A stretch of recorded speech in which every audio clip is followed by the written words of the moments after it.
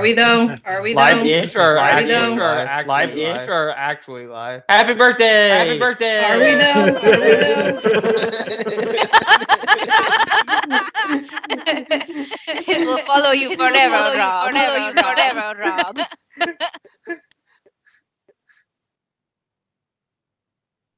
Yeah, we're live. No, we're live. I'm looking at us. Now we're live. Now we're live. Yeah. We did it. We did it. Hooray. Hooray. And Allie just subscribed. I resubscribed. Yeah. I resubscribed. Hooray! Pay those bucks. Pay those bucks. So.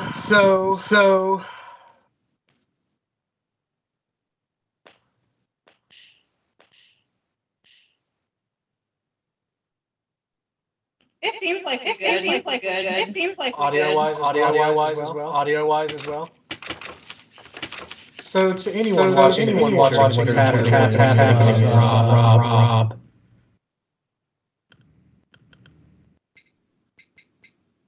Are you sure though?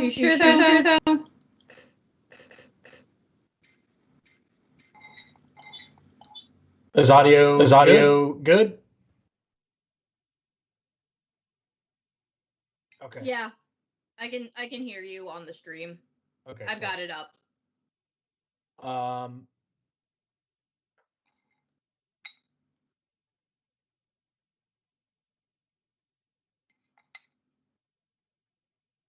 Hey, Rob. On the center screen, you may want to put up just the world map for now, or the Zephyl map, either one. I don't know that we'll be in conflict tonight unless you guys decide to go straight murder hobo. I mean, I'm not playing an 8 intelligence character anymore, so That helps, yeah.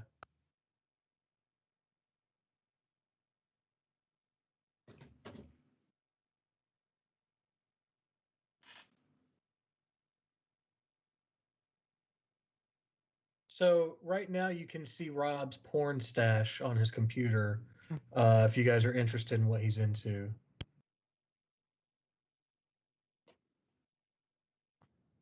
Yeah. It's mostly... There's a lot of Lola Bunny, a lot of VTuber stuff.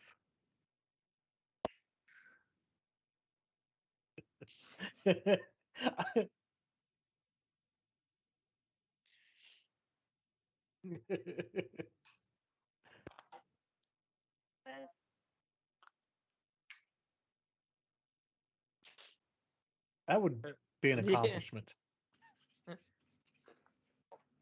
I mean, you just have to go like heel inward. Like I feel, but for Rob, yeah, it totally would be. I guess that's fair. Anyway, so we are adjusting. This is kind of a session 1 and tech run. We're getting stuff set up, so be patient with us. However, while that's taking place, this is the first in a series called Premora.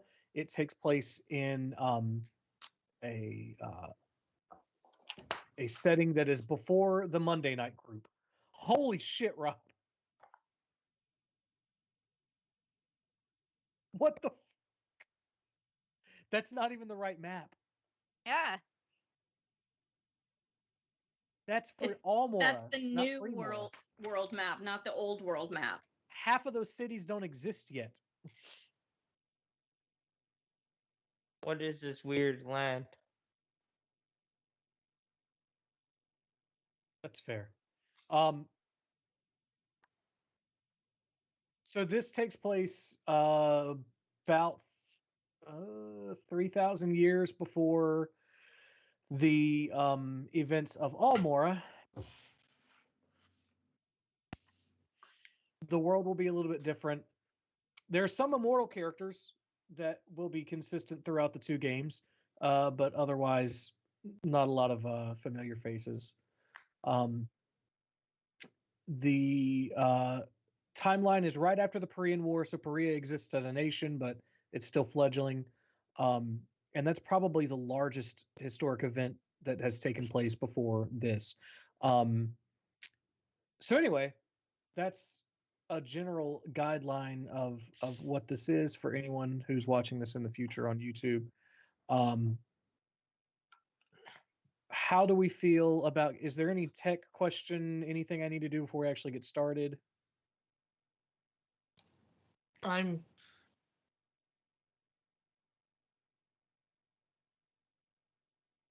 Yes.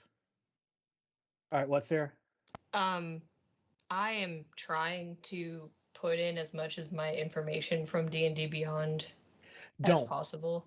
None of that Yeah, matters. don't. Yeah. Okay. Honestly, I just Save put yourself my grief. name and a picture and my Okay. class. Okay. Yeah. Okay, I was gonna That's ask. Actually, in Fantasy Grounds, just has to be the basic. Yeah. Okay. Oh yeah. Unless Fantasy Grounds decides to sponsor us, Hey Yeah. man. then maybe we'd do more. Okay. Why does Valeris have two labels now? I swear to God, Wonder Draft. First of all, please sponsor us. Second of all, fix your fucking shit, bro. It's one dude, admittedly. There is a problem with your label maker where I will put a label in and then close that map, come back, and the labels just disappear. So I'll relabel it, Hilarious. and then I'll come back again, and the labels are back. And sometimes they just duplicate themselves. They just But I'm spawn when you're not looking. I'm still going to purchase Dungeon Draft soon. So I mean, like I believe in your product, but please fix it. Anyway, Wonder Draft.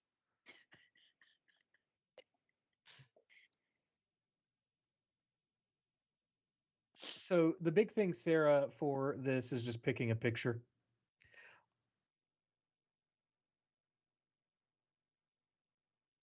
I'm a turtle. All you have to do is, I think the bare minimum is race, class, background, and you can basically ignore everything else, right? I didn't even put background in. I just Oh. put name and Oh. class and race. Okay, cool. I'm pretty sure it would have been fine if you just put name and race, honestly. Oh, really? Yeah. Okay. So yeah, Sarah, skip all that stuff. We'll get a picture for you. Also, I have access to more pictures if you want me to give you a specific kind of portrait. I'm struggling. I think it's mostly my mouse is giving out because I use a built-in mouse, which is insane. But hold on. Also, Find a Fantasy mouse. Ground. Get some turtles. Like, I'm not a turtle. I'm a turtle. I don't even Well, have. I can no. purchase token packs and stuff like that, and I thought that I had one, but for some reason it's not showing. Also, don't Oh. don't even worry about that. I can make all of you I can make everyone portraits with Hero Forge, because Hero Please Forge, sponsor please us. sponsor us. I pay you $6 a month to let me take endless photos to use online. So Weird. Oh, I also did not spend like 40 minutes on that website making a mini for this campaign that I may or may not purchase. Why is it doing this? I have a 3D printer. I've used their files before to make minis. It's good stuff. yeah, they're pretty sweet. I haven't used my 3D printer in like a year because it's a pain in the ass where I live to do that. But Okay. um, Why is it doing okay, this? so I probably shouldn't say this because if for whatever reason this becomes an issue, I will lose a lawsuit. But where I used to live, it was old. It was like built in the 80s or something like that. And so I would just dump resin down in the drain. And if they ever said anything, I was like, oh, you know, those old pipes, man. It's crazy. Build up over years. So anyway, Oh. that's a fictional story for entertainment. Let me. That's weird. Hey Brian, Yes, sir. can you? Yeah, I messed up. What happened? Oh. What are you trying to do? Oh, maybe I'm fixing it. No, I'm not. No, it's not what I wanted. Oh God, I broke it. I broke it. All right, I'm just going to go ahead and give you a portrait. No, wait. I'm looking. No, I'm not. It's not working. Brian, it's not working. Here's do you feel like this is a good picture? Yeah, that's fine. I don't give a shit. Yeah, we'll change all the stuff later.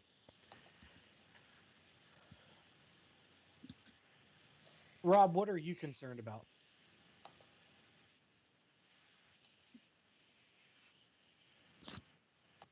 Why does that matter? We've been getting that. Why? We've been getting random bot follows every time we log on. Period. It's been going on for weeks. I think they just get deleted eventually. Oh, I assume, yeah. Yeah, I kind of go through that every once in a while. There's too many windows. All right. That'll work, I guess. I don't know. Is there anything else we need to do before we actually get started proper? I think we're good. Pretty good. Okay. Yeah. So, you guys find yourselves in the lobby of the head minister of the University of Avalon on the evening of Nyx the First. It is a new year. You all kind of show up at different times with a letter in your hand and your traveling gear. But you have not been admitted yet. Oh, that's not going to be a problem. Terry and Darby just kind of linger in the shadows. Nobody can see them, and they gain entry to the building before anyone lets them in. They're just like chilling out in the lobby, looking Okay. at Yeah. like when everyone else is brought in. They see Darby and Terry just hanging out. Okay. Yeah, we're like in the main courtyard area. Well, so there is I guess main hall or some shit. This is important to note. The city of Avalon that surrounds the university is built basically in an octagonal pattern. That was built out from the center college, which was built in an octagonal pattern. Thordir and Halak, is it Halak or Halak? Halak, however you want to pronounce it. Like, turtles can change their name whenever they want, so it really doesn't matter. Fair enough. So we'll go Halak. See. Thordir? Tordir. Okay, so you guys would be aware of this.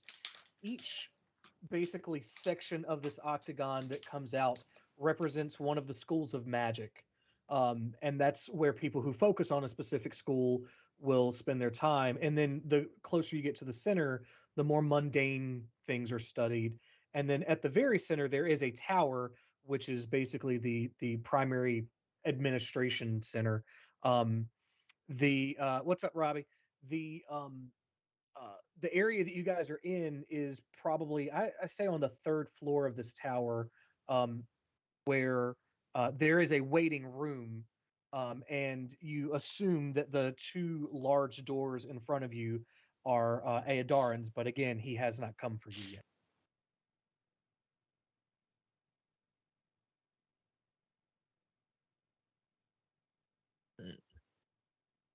So you guys are sitting in this lobby, awkwardly, kind of staring at each other. Yeah, because I think I'm in trouble. Like, I'm not saying shit. Fair enough.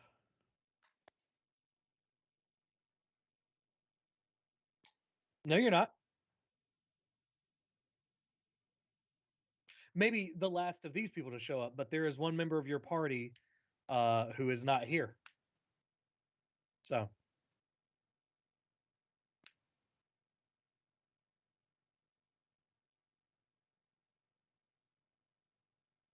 Okay. There are celebrations happening all around this area. And again, for clarification, the year is 1394 Nova Calendarium. I need to get to the calendar.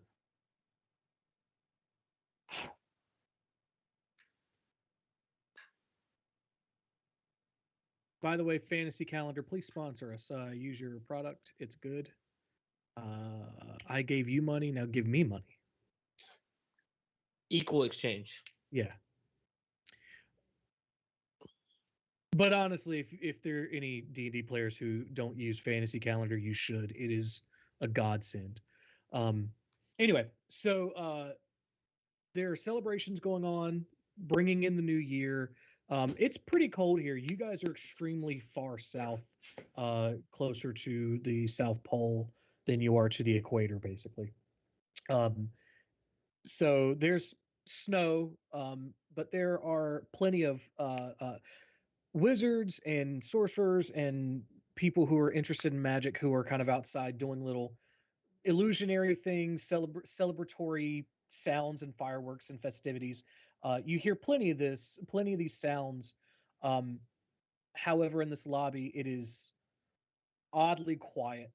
You were removed from it. It's a very distinct break between you guys and what's going on outside. There. Okay.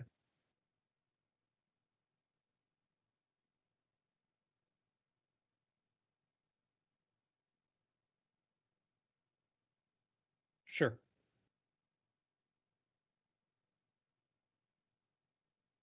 Eventually, you hear applause and cheers outside.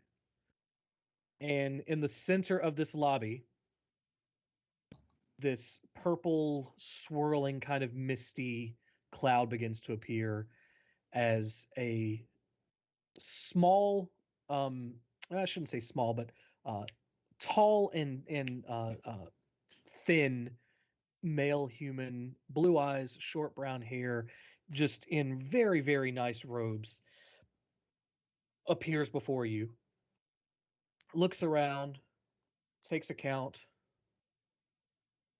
It appears that one of you are missing. However, I am glad to see that you could make it. But before he gets the chance to say that, Terry is going to just look at Darby and look at them and in a very childlike voice yell, "You're late!"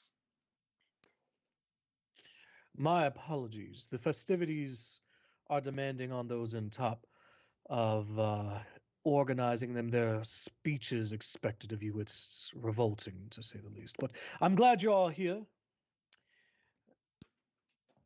I'm sad to see that one of you did not make it. There was another person. Hopefully, he'll be on his way. But perhaps we should meet in my office. And he just kind of rushes over to his door, unlocks it magically, and opens it. Inside, you see inside you see bookshelves everywhere, a lot of tapestries, relatively comfortable seating, a lot of paper inkwells. I mean, this is he's first and foremost a scholar, but he's also fine with comforts. Um, there are 6 chairs arranged around his desk. He sits down and he kind of motions to you and goes, "Please, by all means, have a seat." I take a chair furthest from the window. All right. This is when I finally noticed the chairs. I'm like, oh, okay. I was distracted by the bookshelves. Can Darby wants to do a general vibe check, perception check on the room I'm gonna itself. do a perception the moment I walk in. Yeah. Okay. So just perception? For me, perception. So what are you trying to perceive? I'm just looking around the room to see I want to see what the quickest way out would be if we need to depart for any reason, and I also want to see if there's any anything that looks like a alternative way in, like Okay. ventilation things, anything Okay. like that. Yeah. Go ahead and roll perception. Darby, what are you trying to perceive? I'd like to just get a vibe check on this Endar and Landis, because Okay, how roll did he fucking find me? Okay, Is that roll insight? roll insight, yes. Okay. Correct. 23 for my perception. Okay. That is what is my insight? That's a 16. Okay. So to answer, yes, he's the head minister of the school you work at.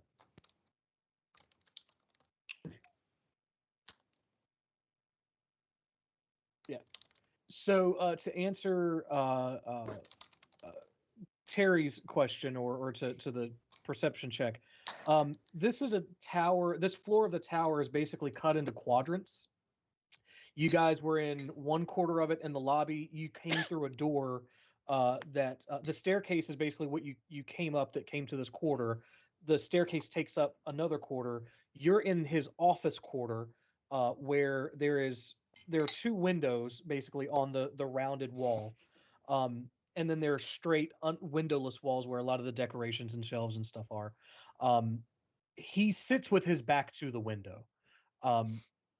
And there is a door on one of the windowless walls that leads to the final quarter, which you could reasonably assume to be like his private, his bedroom type thing. The general vibe of this guy, I mean, he's a headmaster of university, which for Avalon is, I'm sorry, for Zephyl is simultaneously like a president king. The university came first, just as a lore thing. The university came first. But in order to run the university, they realized that they needed help from people who could supply goods, people who could render services. And so as people started to move in around the university that weren't necessarily associated with the university, they said, we need some kind of structure to help these people. So the university assumed the role of governance. So on top of running its own business, it runs the entire island by appointing administrators to different towns and villages. So de facto leader, essentially. Correct. Yes. As the headmaster, he is not the only person. There are they're basically department heads that serve on a council. There are also just administrators that serve various needs, people who speak for farmers and tradesmen and shipwrights and that kind of stuff, who also have a say in things. However, the headmaster is basically like the final veto vote on anything if it comes down to it. Mm-hmm. So generally people are allowed to make decisions based off their expertise, but the headmaster can kind of go, we're going to do it this way. So trying to think of a good way, like a Justin True Dumbledore. I'm writing that down. That's good. Probably the best way I can explain it.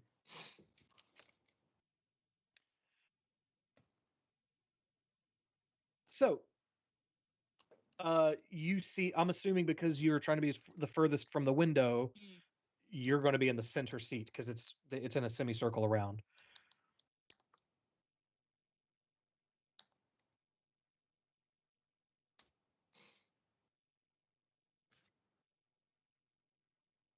We're in the tower. You're in the tower. Third floor of the tower.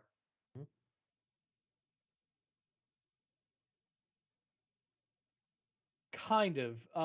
There are grounds in between the tower and some of the other structures. Okay. It's a stand. Yes, that's divided into 8 sectors specifically. Yeah. So it's a standalone tower. It's not like a tower on a building. Correct. Okay. But it is kind of panopticon-y. All right, so it's going to take me a while before I stop calling you your other character names. So Darby is in one of the center seats. I'm assuming Terry sits next to Darby. I'll sit on the opposite side of the table, but close to one of the exits. Okay. Tordir is electing to stand. Okay. Halleck. Either the one closest to the bookshelf or whichever one's like left, because I'm stumbling behind. And Yin. Whatever is left. Most of them. Oh. It's not just enough seats for us.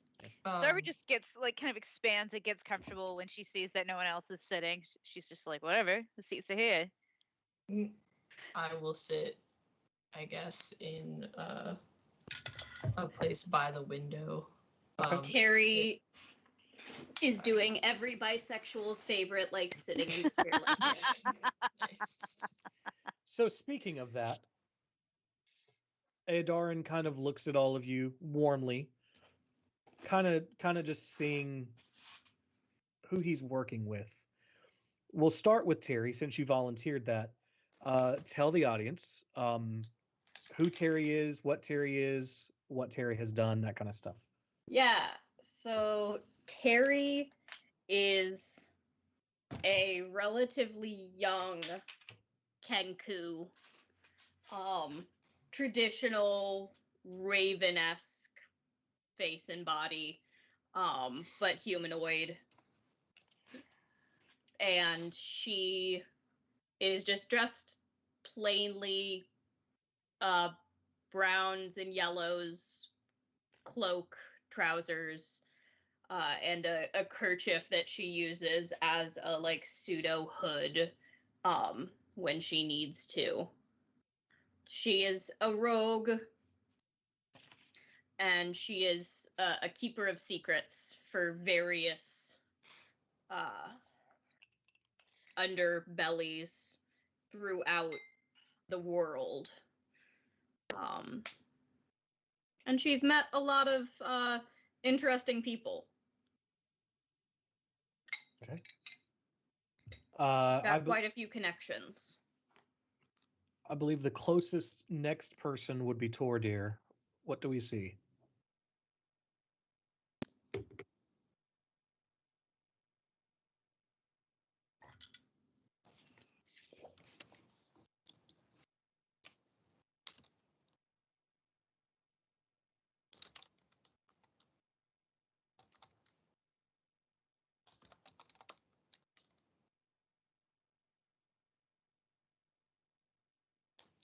Fabio.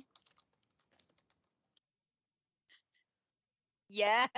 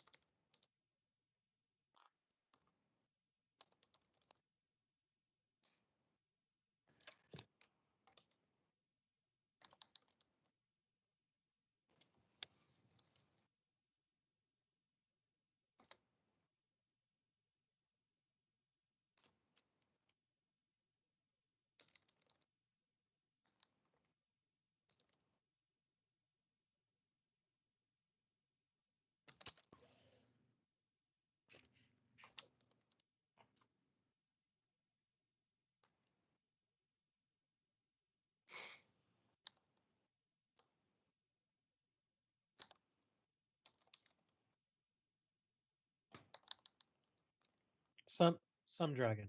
Yeah.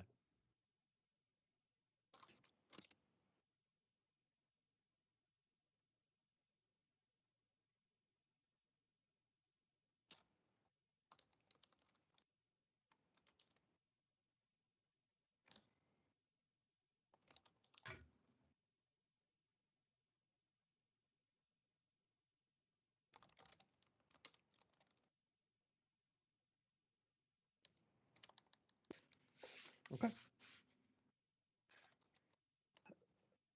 Front and center would be Darby.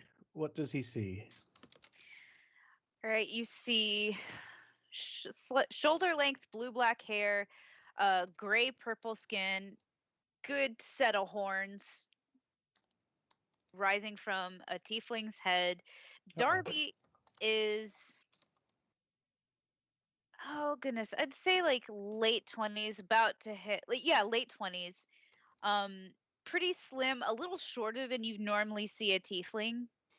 So fairly slight of frame, but like extremely wiry. This is somebody who's extremely comfortable in their body, who I wouldn't say like necessarily an acrobatic individual, but there are very few things that can entrap Darby. Darby can either get into or out of just about anything, and they are a master spy. They know how to infiltrate. They know how to social engineer people, and when they get drunk, they steal absurd things. Okay. Next would have been Halleck, but I think his Skype is struggling, so we'll Oh see no! if he makes it back. Skype has been just the worst. Any budding software developers out there, if you can make a streaming service that doesn't cost $8 million that would allow for video conferencing to be used on Twitch, I would give you what money I can afford to give you. It would be very helpful. We looked into Zoom and we would have had to have paid like 80 to 90 bucks a month just to be able to do it. It's absurd. Like, anyway, so please, whoever you are out there, please sponsor us. Actually, we'll sponsor you. Just please fucking build something. So we'll get back to Halleck, assuming he comes back. Yin, what does Eodarin see? Yin is a high elf, what is known as a moon elf subrace, I guess. She has black hair, very, very dark, almost no other color except maybe a slight blue in some light. She has blue eyes that are gold speckled, that can change to brighter or darker blue with light as well, especially when she's concentrating on a spell. They look almost black. Her hair is very, very long, like ankle length, and she ties it up most of the time. It is very rare that you'll see her with her hair down, especially in battle. She wears a lot of blue, just because it looks good on her. She is kind of vain that way. But generally, she's just a very pale, small elf woman. She is roughly about 28 years old in elvish years, which is about 210. She is in training to be a high priestess in the city of Celador.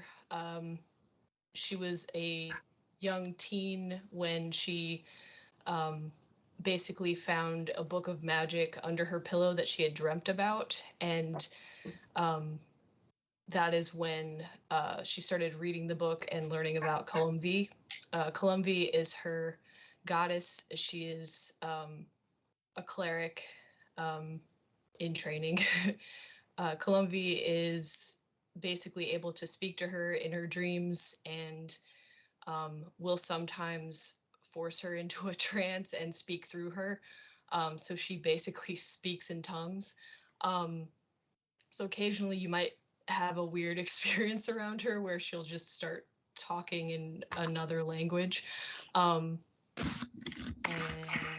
she may go trance-like when that happens. Basically like Joan of Arc-esque. She has essentially what's like hallucinations. Kind of like this. Oh, Like- we have- yeah, like that. Yeah, we have two Adams. Echo. Now we have one Adam. Sorry, my power fucking just decided to drop. So I'm Oh, trying wow. to figure it out. Oh. Not even Welcome storming, back. just fucking Florida. Just Oh. not Oh, even storming. that's just how it fucking goes. Florida. For a Yeah. second, I'm just gone. That's how it tacos. Oh boy. For a Yeah. second, gone. Her mother and father were very much present in her life, but like her father's parents were sea traders, and she has a weird thing about that. She's kind of uncomfortable about it, so she'll talk about it maybe eventually, but she has a lot of hang-ups about her parents' past. But yeah, she is able to speak a couple different languages. I'm excited about playing her, but she is going to be interesting, I think, because I've never used accents. So please be gentle with me. I'm scared. Yep. Aodarin sees all of that. Sees it with his eyes. All of this Yes. stuff. Yes. Yes. Oh, also, I forgot to mention that Darby, their sclera, like what we would usually call yeah. the whites of our eyes, are jet black, and there's only like a Cool. single ring of gold, like amber gold, as their iris. Okay. Nice. Cool. That should have added that, but yeah. Gotcha. Okay, so Aodarin kind of gets. Oh, sorry, because of Skype messing with Adam. What does Aodarin see when he looks at Halleck? Halleck is a youngish turtle, like early teens, like still a kid, but looks very much like a full grown turtle. Like he's a imagine like an alligator snapping turtle, but as a turtle. Like Rad. so super intimidating, but completely harmless. Just wants to read his books. Okay. And oh, okay. No, yeah, go ahead. Keep going. Um, just wants to read his books. Like, imagine if like Franklin was born in the wrong neighborhood and read the wrong book. Fair enough. Right my in the God. childhood. Yeah. That's good. That's real good. Also, because he's giving us free magic items, he has the headband of intellect or whatever it's called. So he's got his Ninja Turtles headband on too. Nice. It's basically Franklin after Vietnam. Pretty Yeah. much, because he wears a repurposed ship sail as like a cloak and blanket hybrid. Okay. Sarah's doing what every cat owner should be able to recognize, which is cleaning up cat vomit. So, okay, so yeah, that is. Didn't you say, if I remember in the pre-session, he has like a scar under his eye? Yeah, it's like right on the like shoulder of shoulder. Okay. of his shell. Like he fought off a shark because he was born in Cosna. Like turtle parents like to go big before they die, so not really planning forward. So after they died, he just swam away. Gotcha. All right. And I don't know, Sarah may be able to answer this question. Sarah, is Korn planning on getting on, or should we just assume he's not for this session? That's a good question. He said he would. I told him basically that he could come or not, so I have no idea. Probably not. Okay. I would say it's safer just to assume he's not going to be here. Okay. All right. So, Aodarin kind of looks at all of you and just takes a minute to see what he's working with. And he says, "So, I assume y'all are wondering why I gathered you here. I'm going to be frank with you. I have been interested in some particular artifacts for most of my life. Artifacts that some people said didn't exist. Artifacts that or the stuff of legend. And I believe I may have found them. Now, I do pride myself in being a particularly powerful mage, but I'm not sure that I could handle that on my own. You see, these artifacts are well guarded. So instead, while I'm busy here with my administrating, I'd like to pay you folk to go and gather something that would be of the utmost importance for the future of this university. How many of you are aware of the God Band?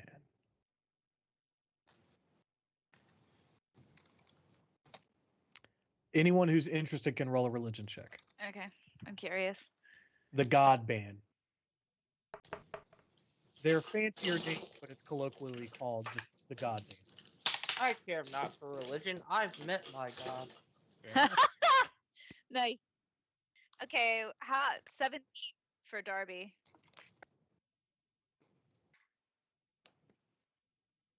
Anybody else? I'm trying. Hold on. Okay, it's all good.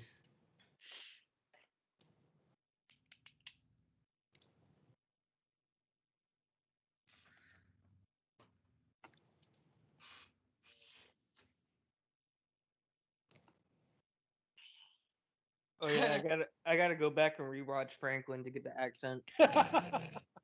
Jesus.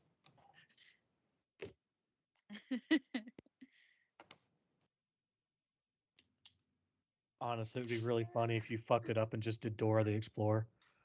Oh, so 18. Okay, so you guys all have a general idea, of the three who rolled, you guys have a general idea of what this is. So we had this conversation, and I hadn't actually written the answer a lot of sessions ago in Almora, but there's a question of why the calendar ends with NK or Nova Calendarium. It's because the I can't remember actually what the previous Latin term was, but basically before Nova Calendarium, gods, the spoken gods specifically, were allowed to interact directly with Almora. And that went about as well as you would expect. Some They fucked a lot of stuff up. The southern section of Aora, where Yin is from, is now a wasteland because the gods got upset at a war between the dwarves and elves and just flooded them with the entire ocean. Some of the islands that exist were full land masses before then.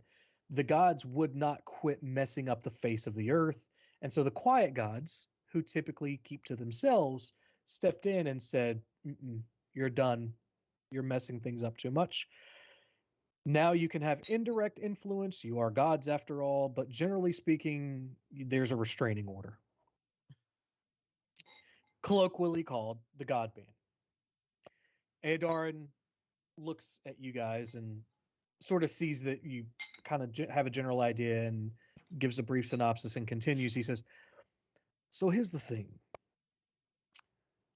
Zendik, one of the spoken gods on the Nadel's domain, they're the god of magic. And before they were banished from the face of Almora, they made sure to put their secrets down in text, or so we're told. One book for each school of magic. The I'm base intrigued. the basic understanding of each school, the fundamental knowledge you need to understand anything about that school is contained within these books. Some people say that just possessing these books allows you to use any spell within that school of magic, limitless. Of course, we being an institution of learning here, specifically about the Arcanum, have an interest in trying to acquire these. Items of such power, though, are well guarded. For good reason.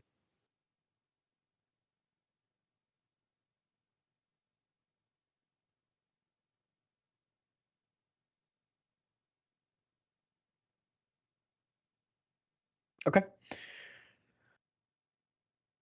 That's where you come in. I will let you introduce yourselves to each other on your own time, but I will say that you are a group of diverse talents. And I do believe that you are the team that I would need in order to get past any barriers.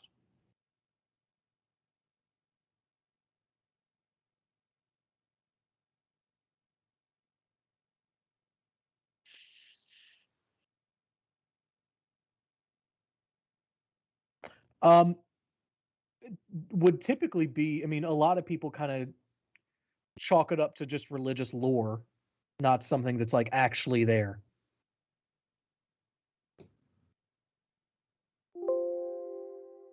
Um, is this a read and return basis or just return? Ideally, it would just be a return, not because we're opposed to sharing knowledge, but because of the power that withheld in these artifacts is, uh, well, it's likely to fry your eyeballs out from your skull. I've seen worse. Fair enough. If you're willing to take that risk, you go right ahead. But we're going to try to take a more cautious approach once we have it.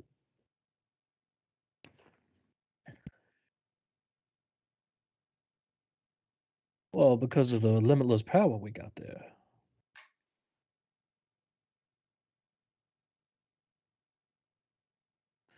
Well, I'm going to be frank with you. I'm not sure. However, deep down in the catacombs beneath this college, there are texts that we don't let just anybody see. And I found something. Someone took one of the most mundane books, something on ornithology. They cut off the cover and put it on top of something else, sewed it in. Fortunately, I saw a bird that I was interested in and wanted to know more. And imagine my surprise when I looked it up and found maps, diagrams, stories.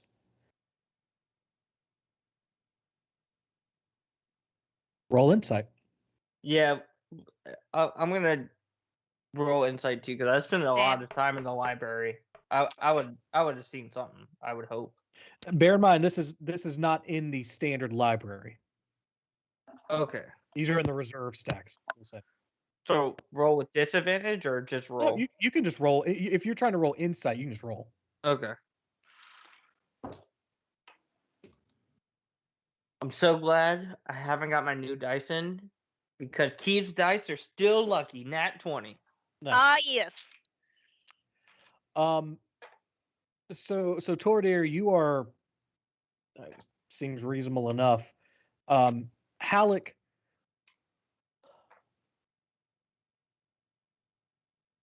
you get the impression that there's probably not there's more that he's not saying, but what he's saying is true enough that it doesn't matter a whole lot. He's not divulging everything he read in that Okay. book, but the general story's true. Gotcha. Daria wants to find that library.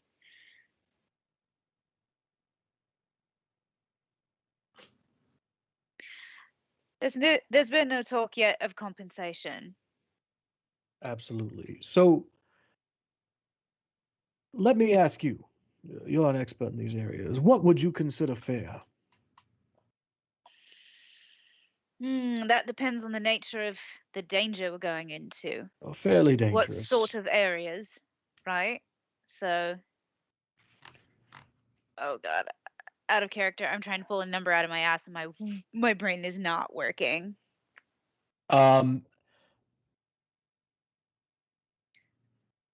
Let's put it this way. In my world, Mm-hmm. because different DMs feel differently about this. Yeah. In my world, 1 copper is basically $1. Okay. So 1 gold is kind of $100. That's why when you guys go to stay at a hotel, you pay 1 gold because that's about what you would pay in real life. Gotcha. That kind of that's sort of how I measure it. However, this is a very big, very dangerous job. In response to him questioning that and Darby kind of talking and pondering, he's gonna hear his voice mimicked back by Terry saying limitless.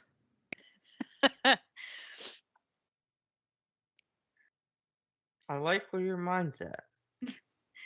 Also, Darby's going to have a look at that abjuration book when we get to it. Again, you are more than certainly welcome to try. However, perhaps you would like to do it under the supervision of someone who could keep your eyeballs intact. There are plenty of things outside of books that can take your eyeballs, let me tell you. Sure, you're not volunteering to go let your eyeballs be scratched out, though, are you? No. All right. So, I'm thinking, don't know where this accent's going. It's slipping all over the place. It slipped from high British straight into Irish, and No. Darby wasn't even trying to do that. Christ, this is hard.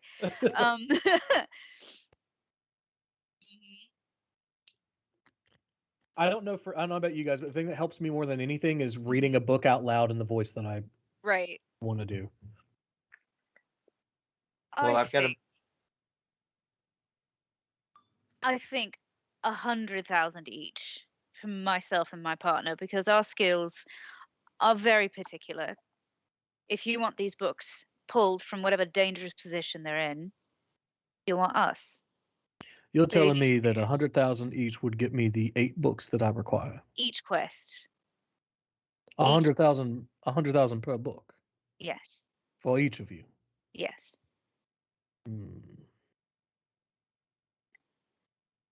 Darby's an expensive bitch.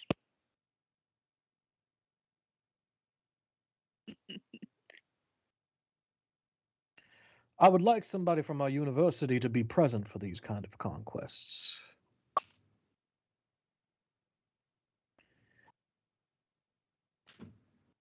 Sure. I believe your contribution to the university would be unparalleled if you were to bring these back to our libraries. Is this punishment for all those overdue library books? Not at all. I see this as an opportunity. You've got talent, and I believe my note made it clear that I could help. We'll see about that. Out there. Yeah, so Not having it. here's the thing. The postal service on Zephyr is atrocious. Apparently everybody else's is fine.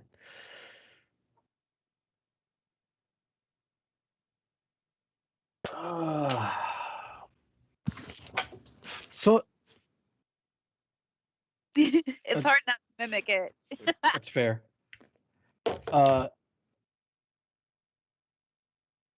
That's legitimately my note because I decided on the accent right before we started. Eodarin is a Louisiana chicken lawyer. It's a Futurama reference. So 100,000 6 so it'd be 600,000 per.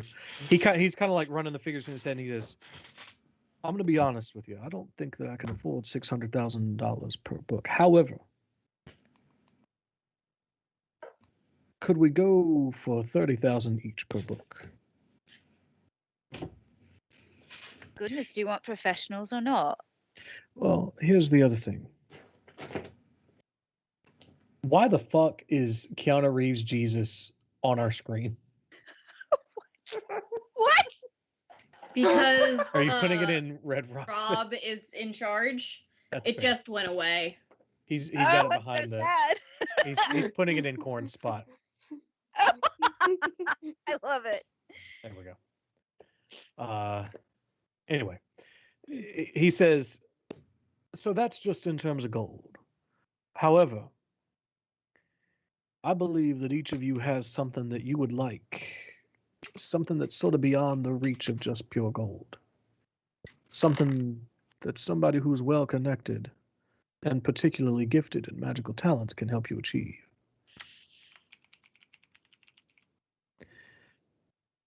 We can easily pay you 30,000 per. But at the same time, and we can have this conversation individually if some of you are sensitive about your desires. You tell me what you want. I'll make sure it happens for you. It'd be a good time to start thinking about that right now, told you. So 30,000 per person per book? Correct. That's not a bad offer.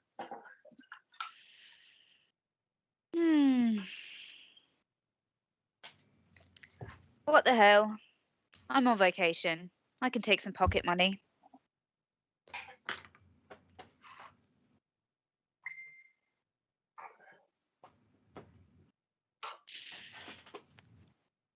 All right. Darby is not going to elect to share the thing that she once handled, but she knows exactly the thing that she once handled. Okay. Is everybody else amenable to these conditions? Yes. Madam Clerk, that would be one generous tithe to the Church of Columbi. I have to consider.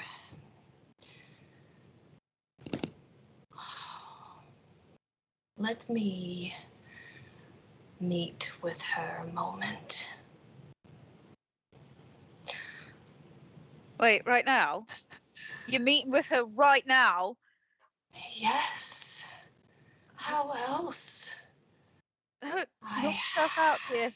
Go I on. have only a moment. Vore kere serudon, geristar, koreman tors, gek, danakor, bare met, har, kes dosh, na, kekt. That would be fine.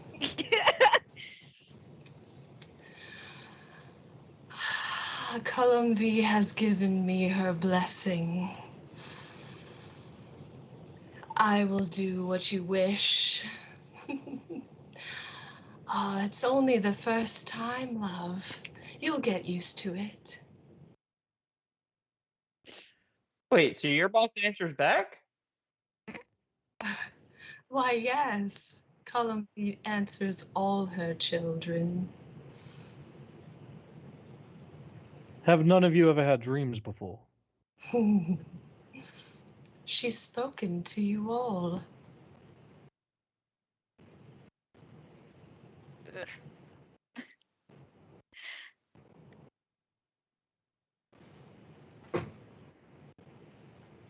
Not exactly. Similar. He. But Go ahead. if you would, Darby nods over it. On your own time, but I love a blessing from one such as yourself. Of course. That would make my heart feel so much more at ease. Anytime. Perfect. So, Halleck, Terry, and I will tell you that there's one person left that he's an accomplished martial sort, assuming he's been waylaid in travel, but I think we can also talk him into joining your merry band. But for the other folks, are you comfortable with these conditions? Works for me. Hey, Terry. I'm just gonna nod. Halleck, does that work for you?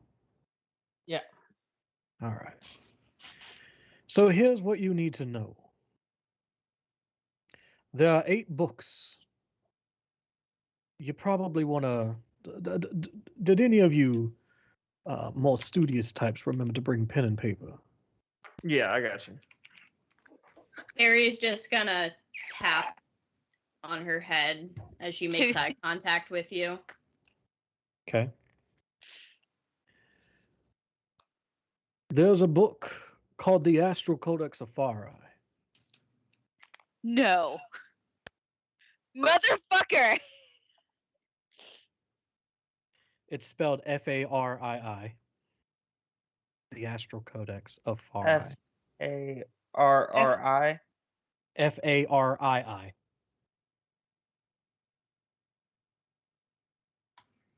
There's one called the Celestial Codex of Mithra. Mithra.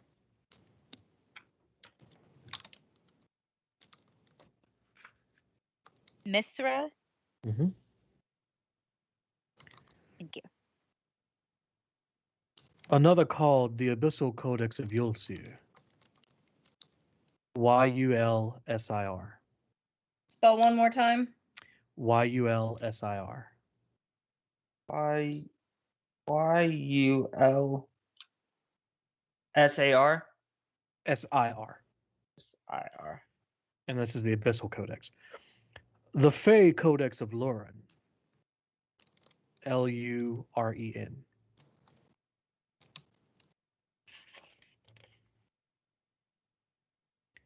The Arboreal Codex of Lemental. Lemental. One more time.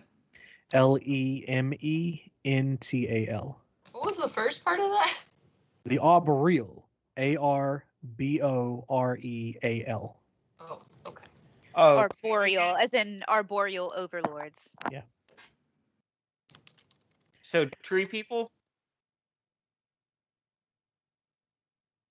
Obviously. Duh.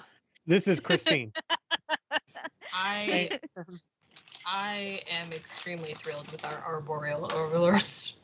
And what was the name on that one again? Lemental. Lemental. The Ethereal Codex of Glamea. Glamea. One more time. Glamea. Okay. The Shadow Codex of Rizeh. Rizeh.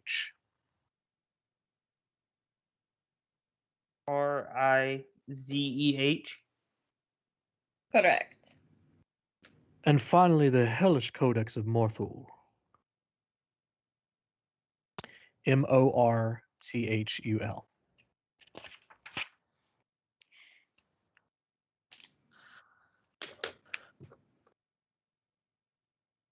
I think I might have missed one. One That's sec. fine. There Yeah. should be 8. Yeah. I've got So- astral, celestial, abyssal, arboreal, ethereal, the shadow, hellish. What's the one I'm missing? Astral. Fey Codex of Lurin. Yes. The what I'm- now? Fey Fey. Codex of Lurin. Okay. Lurin. En. Ian? Just so you know, I'm also keeping notes like I do with Almora. So Thank you. I'll share this when I'm done. Don't care. De nada.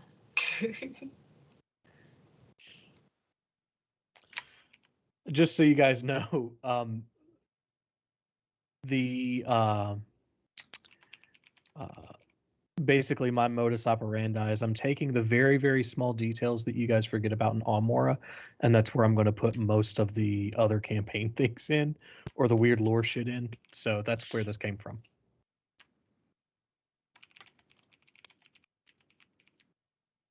The Vita's got. I know. Ah. I will say this. Based off of what you know, Vita could attempt to read that book. It could kill Vita. There's a particular check with a very high DC that at higher levels, they might be able to succeed. But where you guys are now, very likely to turn Vita into a couple of claws. Yeah. So don't try to read the books. You're welcome to do. This is a sandbox game. You're welcome to do whatever you want to. However, it You would be could die. irresponsible. Yeah, it would be irresponsible of me to not give you at least a healthy warning. That's Tony, Brian I- for fuck around and find out. Yeah, I'm very attached to the Captain Picard version of that, which is you're welcome to test that assumption at your convenience. Mm-hmm. so you're telling me I can read anything but these books? You're allowed to read anything. Some things are just inadvisable. Yeah. I mean, it's also the Matthew Mercer, you can certainly try. Yeah. It's like, I want to jump off a cliff. You can certainly try. Turns into goldfish. Oh, God. Marisha will never live that down.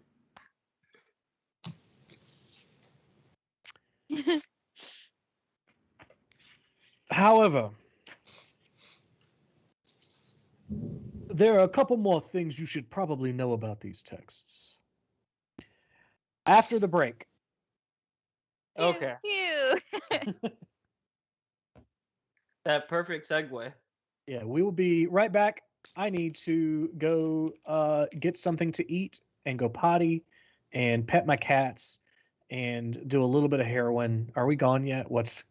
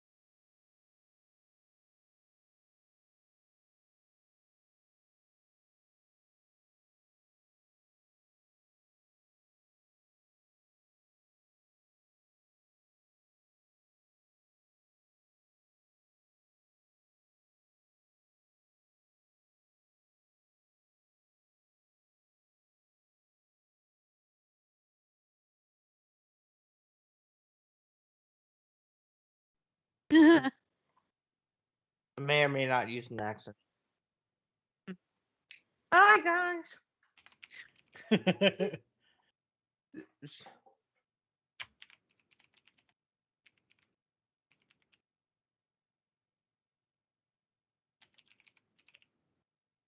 I bet Hmm? it hasn't. I bet it hasn't this whole time.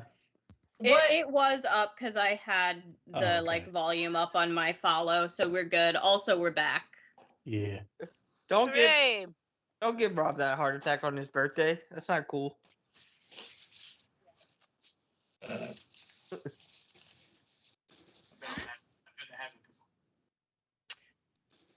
What are you doing? What are you doing? What? What? What are you doing? What? What's happening? What are you doing? I think he's breaking the fourth wall and talking to himself through. Hello, love. Hello, love. There's a long delay, my friend. It's gonna be a bit before you hear yourself.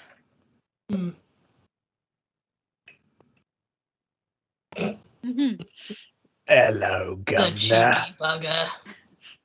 Hello, governor. This episode brought to you by how many British people we can offend. I know, right? Yeah, where's Nick at? Oh no, Nick. That's why he stopped watching. Also, You're- Rob, why does it say that this is Almora session 39? God damn it, Rob. This episode brought to you by Rob fucking up.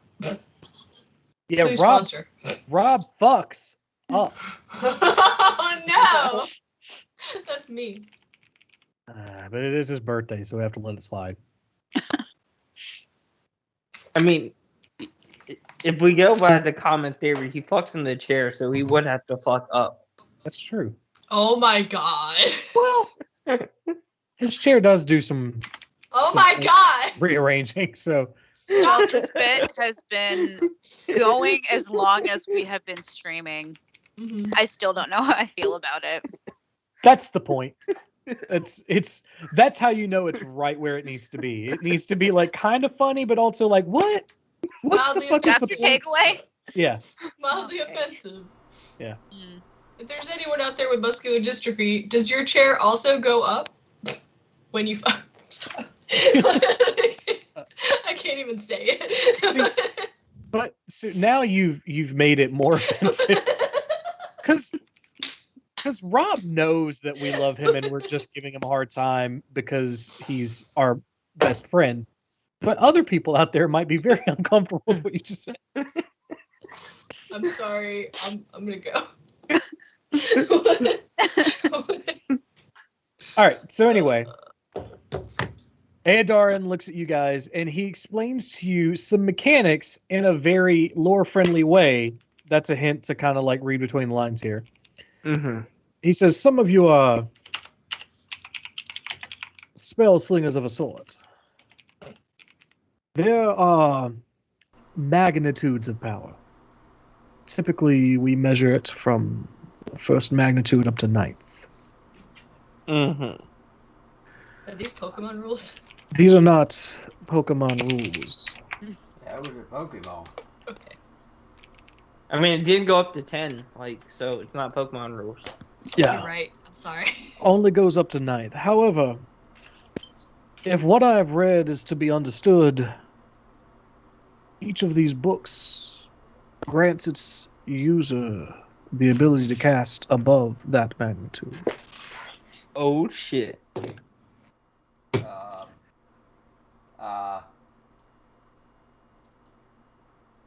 What? Mechanically, what I'm saying is this allows you to cast an epic level spell if you have it. It actually allows you to cast 3 epic level spells. There is an epic level spell associated with each book for each alignment. There is a lawful, neutral, and chaotic spell Oh, for each. Okay. for each book. Correct. So it's not like, what is it? Good, neutral, evil. It's lawful, neutral, chaotic, or Correct. whatever it is. Correct. Okay. So, for example, because this is probably the least surprising, I want some of these to be interesting for much, much later in the game. Say the Celestial Codex of Mithra, which is the Abjuration book. The lawful spell is something called Superb Dispelling. It basically just lets you get rid of magic no matter what. The Chaotic is Epic Counterspell, which is basically you can just nullify any attack magic at you. So, That's fun. so yeah, it's stuff like that. However, it is important to again make sure you understand the kind of fire you're playing with there. If you were to say somehow successfully absorb the power of this book, those spells they tend to have a cost to them. How much it costs? Sorry. Well, sometimes sometimes the cost is small, depending on your abilities and your ambition, but sometimes well, if my understanding is correct, before these kinds of things were taken away from us, there were grown men who were turned into children as a result of trying to cast them. People who were erased from existence as though they never there, except for the people who had record of them. There are no shortage of creative ways to be eviscerated by your own power.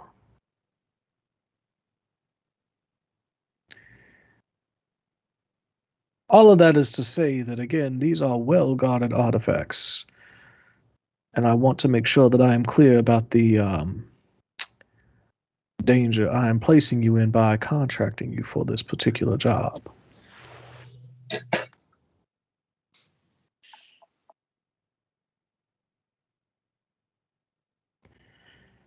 Cool. Darby makes a mental note to talk to him privately about a certain parental figure that might be interested Sure. immensely in this quest. Sure. So, and he does say he kind of gives you guys a minute to reflect, and he goes, so we've talked about financial compensation, but there are favors to be discussed. Would any of you like a moment privately? I would. Sure. Hold that thought. A door fabricates up from the ground. He stands up, opens it, and there's like a lounge area inside of this room. It's very first and second season Don Draper style. Like there are like bottles of whiskey kind of thing. It's a man who wants to seem modest but also just isn't, kind of thing. He says, step into this. It's it's a demi-plane. There's no one who's going to overhear what we talk about in here. If the rest of you wouldn't mind just giving us a moment. And what that means is mute the sound and take your headsets off. And don't go back and watch this part of the VOD. Down, but I can't. All the way off. That's fair. Yeah. That's fair. Dude, I can't hear shit. All right.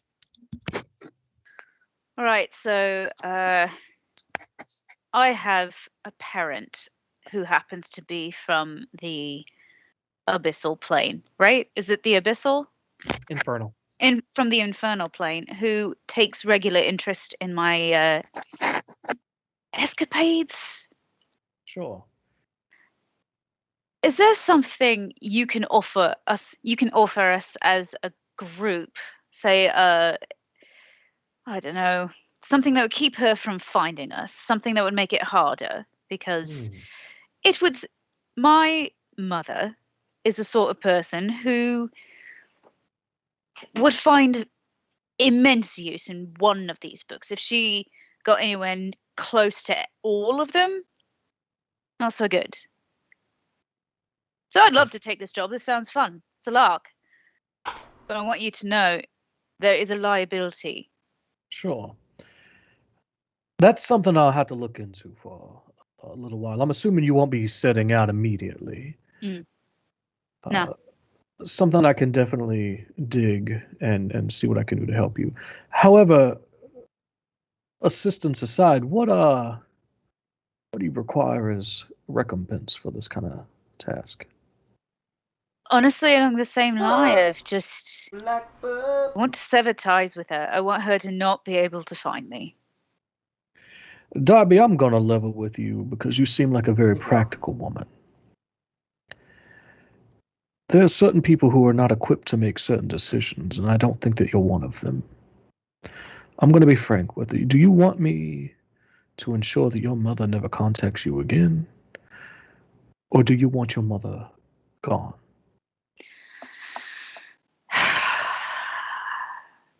I used to think that was her call, you know?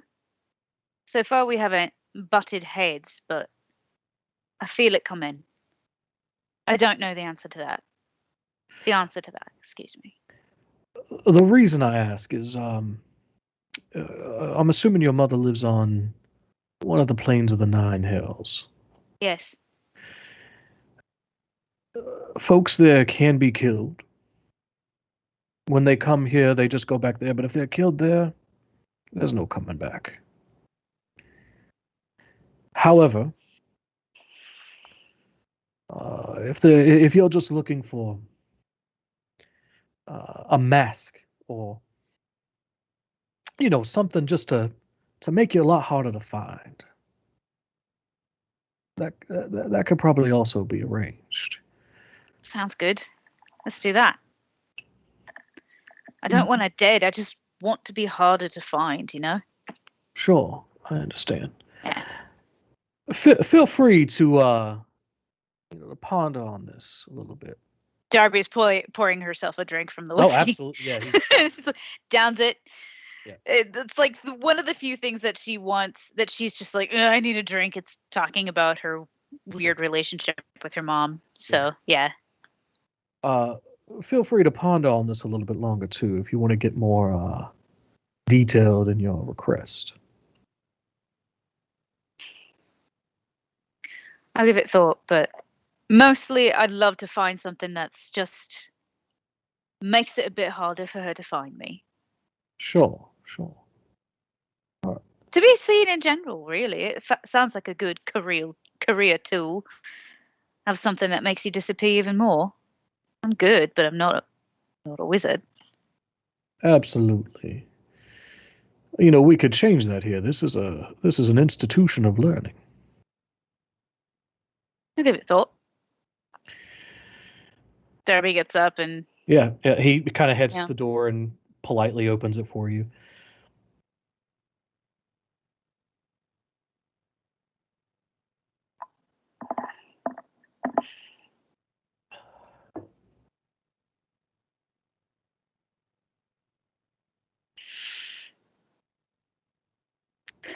All right, everybody's muted still. Sarah's not now. I'm back. Allie's back.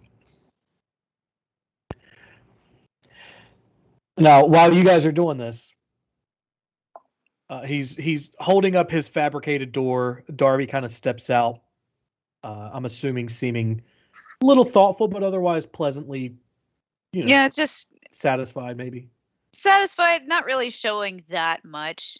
Just Okay. Just loose. Yeah. He looks at the rest of you. Is there anybody else who would like to consult with me in confidence? Well, with me, I've thought about it, and I think I would like my own wing where I can continue my studies on my own.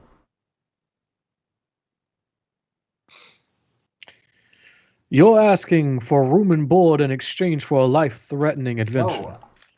No, what I mean to say is I want it named after me. I want it to stand there for a lifetime. And they told the Stormblood Bloodstorm? Bloodstorm, yeah. Bloodstorm. So what you're saying to me, and let me make sure that I'm being perfectly clear. He lifts his hand, and the stone wall lights up as your name gets inscribed on one of the bricks. He goes, "You want that?"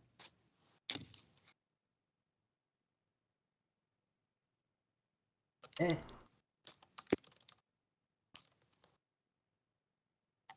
And there's nothing else in that dwarvish little heart of yours that is of higher value than having your name on a wall. For now, I think that will do. Son, I'm going to be honest with you. I know you. I've seen the work that you've done. Your asking price is a little low. There may be more. I'll keep a list. Well, we're not taking requests. We should work this out. You need to sleep on this. I think you should ask for a little bit more. Is there anybody else who would like to step into the lounge? There are drinks for free in here if there's anything you need to talk about with me. Is this Adam saying you want to step into the lounge? You're muted right now, Adam. I think I can unmute you. Hang on. Oh, no, I can't. You're the only one who can unmute you. Allie, think you're also muted. I am. I was gonna say it looks like he's also having technical issues. Oh, is it? Okay. Like, what else is... Well, Adam, if you're hoping to talk to Aodarin, we can talk outside in another chat or something and pretend it happened in game, since you're strolling there. He looks over at Yin and he's like, "Is there anything you need to discuss, or do you feel good to go?"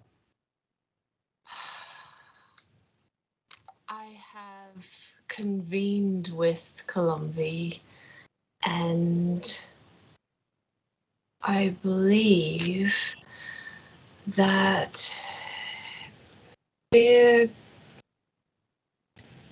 going to be just fine. But I would like perhaps something as far as an assurance that Callum, my teacher back home, is given word if I should pass away. Sure, that's easily arranged. But of course, Columvi is likely to tell him to. But I worry that there won't be much left. So if you could also donate to the temple, that would be lovely. Sure. In fact, perhaps I could make an offer to you. Do tell. Something that perhaps is beyond your wildest dreams, if you see what I did there. So what I would like to do is perhaps to dedicate a particular scholar to stand, to be a scholar of specifically your god, your goddess. A dignitary, if you will. Someone who is dedicated to making sure that they understand the will, the teachings, and the lore of Columvi here at this university.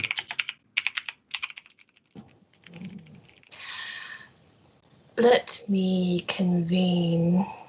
Sure, I will speak with the other folks while you do your thing.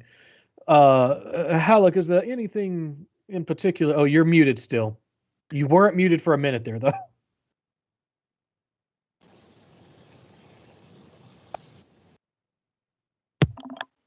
Still muted. You're muted on Skype, not on the headset, if that helps. There should be like a little microphone button down at the bottom if there's any.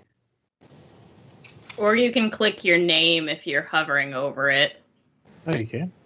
Yeah, if you hover over your name, you can mute and unmute. I think you can also do Control M. Yeah, Control M. Oh, weird. All right, so Adam's not having any success. We'll deal with that. But we learned something today that Control M mutes you or unmutes you. We'll just assume that Halleck is looking at one of the books in the corner for now. We'll talk outside of stream and get that squared away.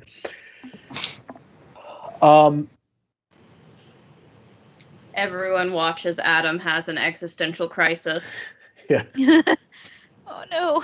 Skype is just this way. Again, if there's anyone out there who can develop something that just isn't fucking Skype. He can hear us, so it's really Yes. great to just add commentary to his freak out. I'm sorry. We love you, Yeah. Adam. It'll sorry, fix Adam. itself at some point. You could try leaving and coming back. He That's did. what he did Oh. originally. He did do that. Oh shit. If in fact, if someone, this may be the best workaround until something gives way in terms of Skype's obstinance. Well, he's not here to hear us now. What I was going to offer is if he wants to type stuff in chat, if someone can keep that up and just relay what he's saying if we need to. If this third attempt to come back doesn't work. I can message in the chat and say that. Oh, he's back. Third time's a charm? There you are. Yay! Okay. For God's sake, Control M did not fucking work on a laptop. Okay. Aw, Huh. weird. I was holding that button trying. And the microphone button, non-existent. Weird. Like, doesn't fucking do shit. If you click on your name in the window, do you see a way to unmute or mute? I see possible ways, none of them work. Oh, weird. I Is it hovered like- it's probably over like it and grayed it says, out. like Control M. Shit. Okay. Weird. Weird. Well, we're good for now, at least. Yeah. Halleck, is there anything that you want to talk to Adarn about? Yeah, you mentioned tuition in that letter. Sure. Yeah, by all means. Once you are done with this adventure, I'd be more than happy to make sure that your way is paid to enter our ranks. Would that include helping to decipher the books? Well, it possibly could, although there may be years of study involved before we get to that point. We're hoping that they find a permanent home here in our care. Well, if I'm delivering these books to you, I'm going to want to read them at some point. Sure, I think that that's extremely reasonable. I just think that, of course, we want to take the greatest care to make sure that you can do so and walk away to tell the story. Okay.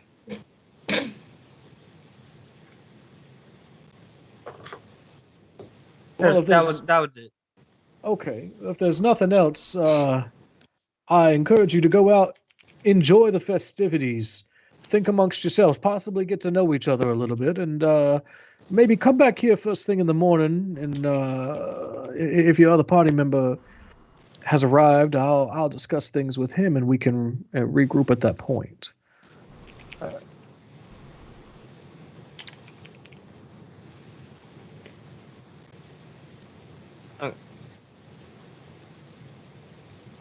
So, anybody want to go Terry's gonna first? look over at Darby and with a like big smile is going to look over at her and say, "Fresh bread?"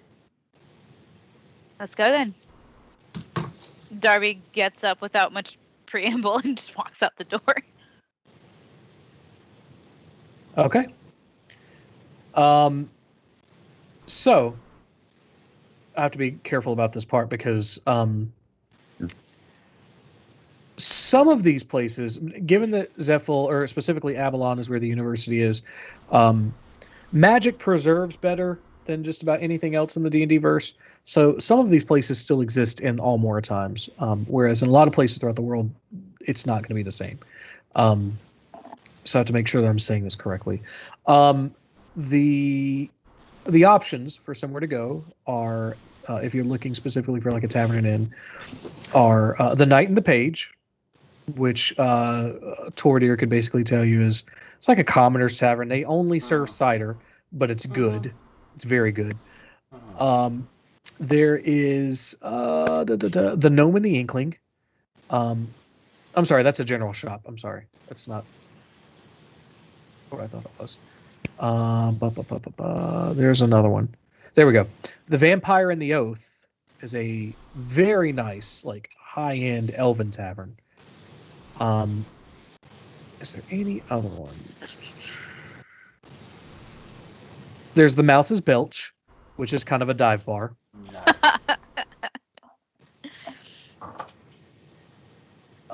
And that's it for this area. Wait, so they're asking us to go on this dangerous mission, but not offering room and board? Well, I mean, feel free to decide where you'd like to go, and we'll cover that when we get to that point. And kind of like a hawker on the side of the street would just be yelling, "Fresh bread, freshly baked. Get some here."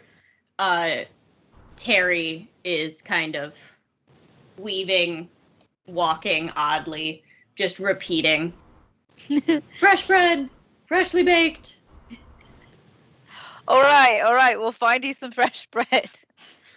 Do you want sweet bread or not? Or savory? She just keeps saying fresh bread. All right, both. Cool, great, both. That's good. So the Knight and the Page, the Vampire and the Oath, or the Mouse's Belch? Could I do a history or basically something to see if I would have any contacts in town? What would you roll for that? Let's call it a straight luck roll and make it a D100.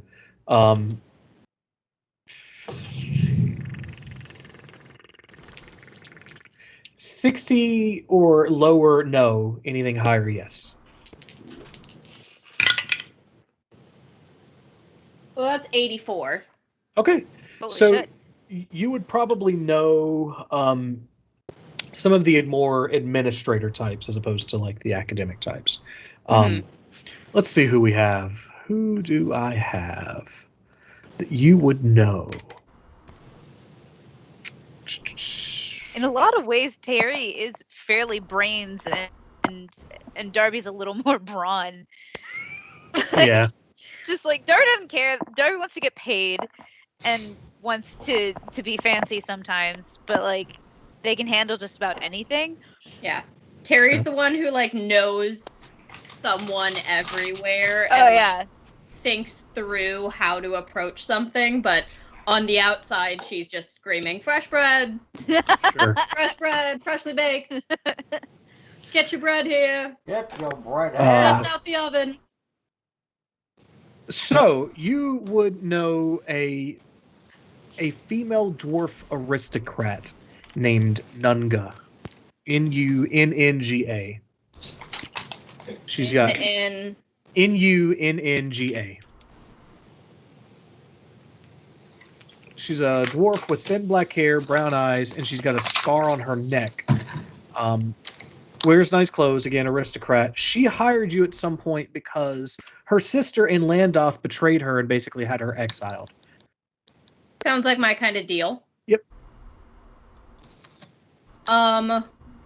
Where would I have... I probably would have met them at an inn or a pub or some kind of shop, some kind of nondescript. So chances are she would not have met you in Avalon. She would have gone somewhere like just outside of Port Dwemer or Galderport. Or no, shit, what's the other one? Hang on. Fort Galder is north of here. She wouldn't have gone there. Where the fuck? Yeah, Dwayne report Glamour. Okay. Smaller towns, closer to the coast, closer to Landoff, but now she's moved inward because nobility wants to be near the capital. So. Okay. I'll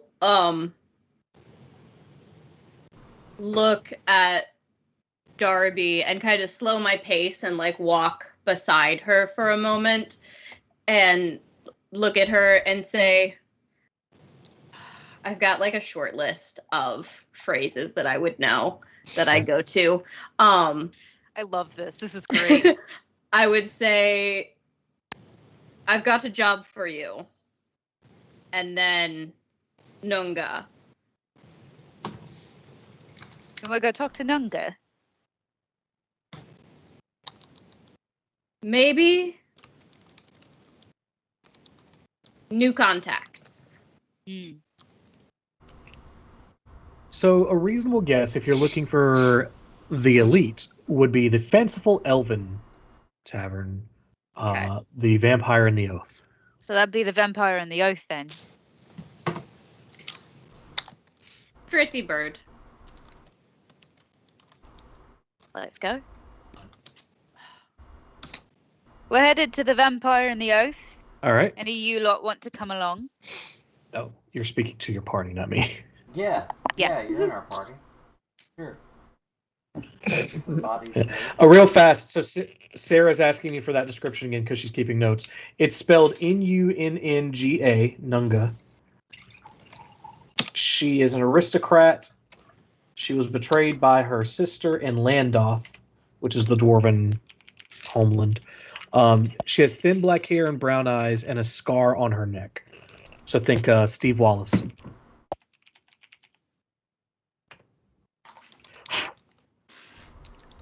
Also, Logitech, please sponsor us, but also please make it so that your mouse and keyboard work consistently. But please sponsor us. And she had, just for my note, she had hired me for like retribution against her sister. Correct. Okay. What kind of cool retribution we talk? Chances are that Nunga, not being necessarily the most creative aristocrat, would have trusted Terry to come up with some creative way to humiliate her. Mm-hmm. Ah.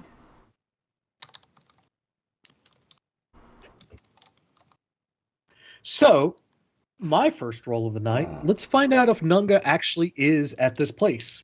She lives closer to the Mouse's Bilge because she's exiled aristocracy, but she refuses to be seen in a place like that.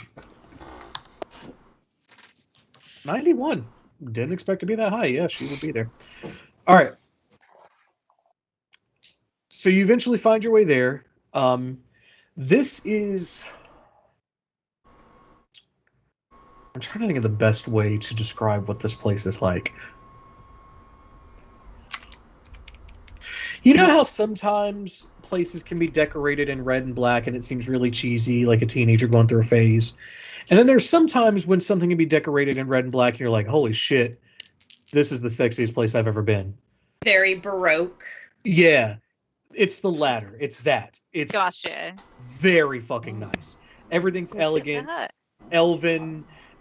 There's velvet on the seats, kind of like tapestry and curtain type things around the booths. It is meant for people who are willing to spend money. Look at this. Terry posh, isn't it? Pretty bird. Is this your... Nah, can't quite get the accent. So is this... Watch The Boys and listen to Carl Urban. What's the boy? Okay, yeah. Well, well, well. If it ain't the invisible cunt. Oh, he says well once. Yep. And I've got to watch a shitload of Franklin. There's a specific Skyrim character I'm trying to get a date. Oh, are you? Okay. So is this your bit? Yes. By the way, Carl Urban, please Carl sponsor Urban. us. How you doing? That Teach us dude how to changes- speak like you. For real. That dude changes literally anything on his face, and he seems like another human. Like he's if you look at him long enough, you're like, holy shit, that's Carl Urban. But he is a versatile fucking actor. He's Like, a shapeshifter. It's pretty Yeah. impressive. he is. Remember that time Anyway, he was sorry. the main I just had character to- of Doom? You had to stand Carl Urban for a second. Real quick, Yeah. Carl Urban. Hey man, how you doing? Carl Urban, what the fuck are you doing watching our stream? But like, also big fan. Anyway,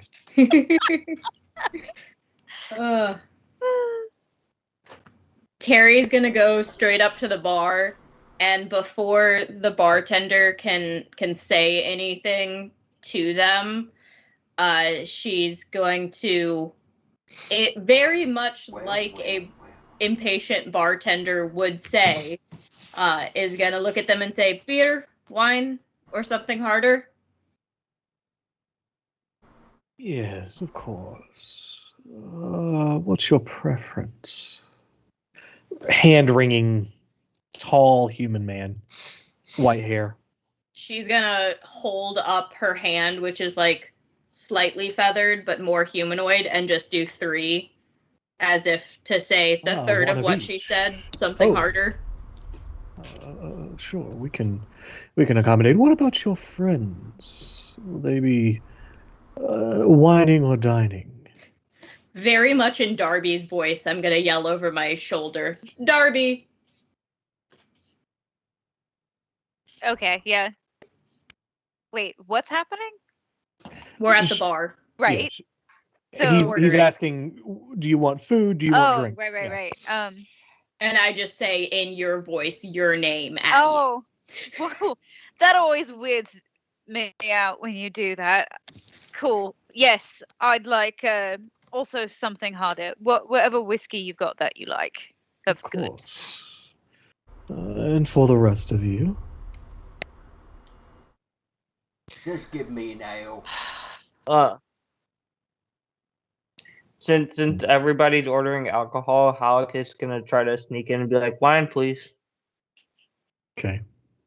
Darby fully clocks what he's trying to do and says nothing. It's like, don't get caught. Ain't my business. Gonna have to find out, champ. I don't think I'll take anything at the moment. Thank you, though. Of course. Always happy to serve as a community meeting space. And he just kind of goes off to the back. Comes back with all of your drink orders. He kind of places it down and looks at you expectantly, and he goes, like, I'm trying to think of the best way to describe this.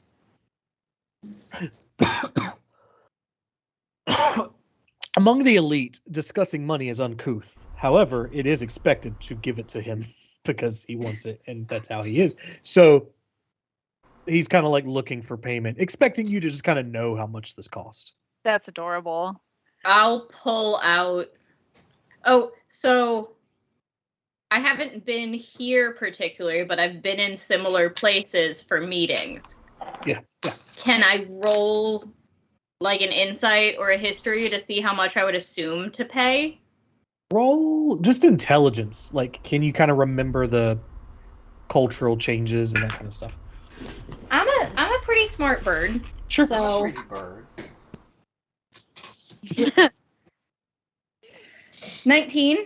Oh yeah.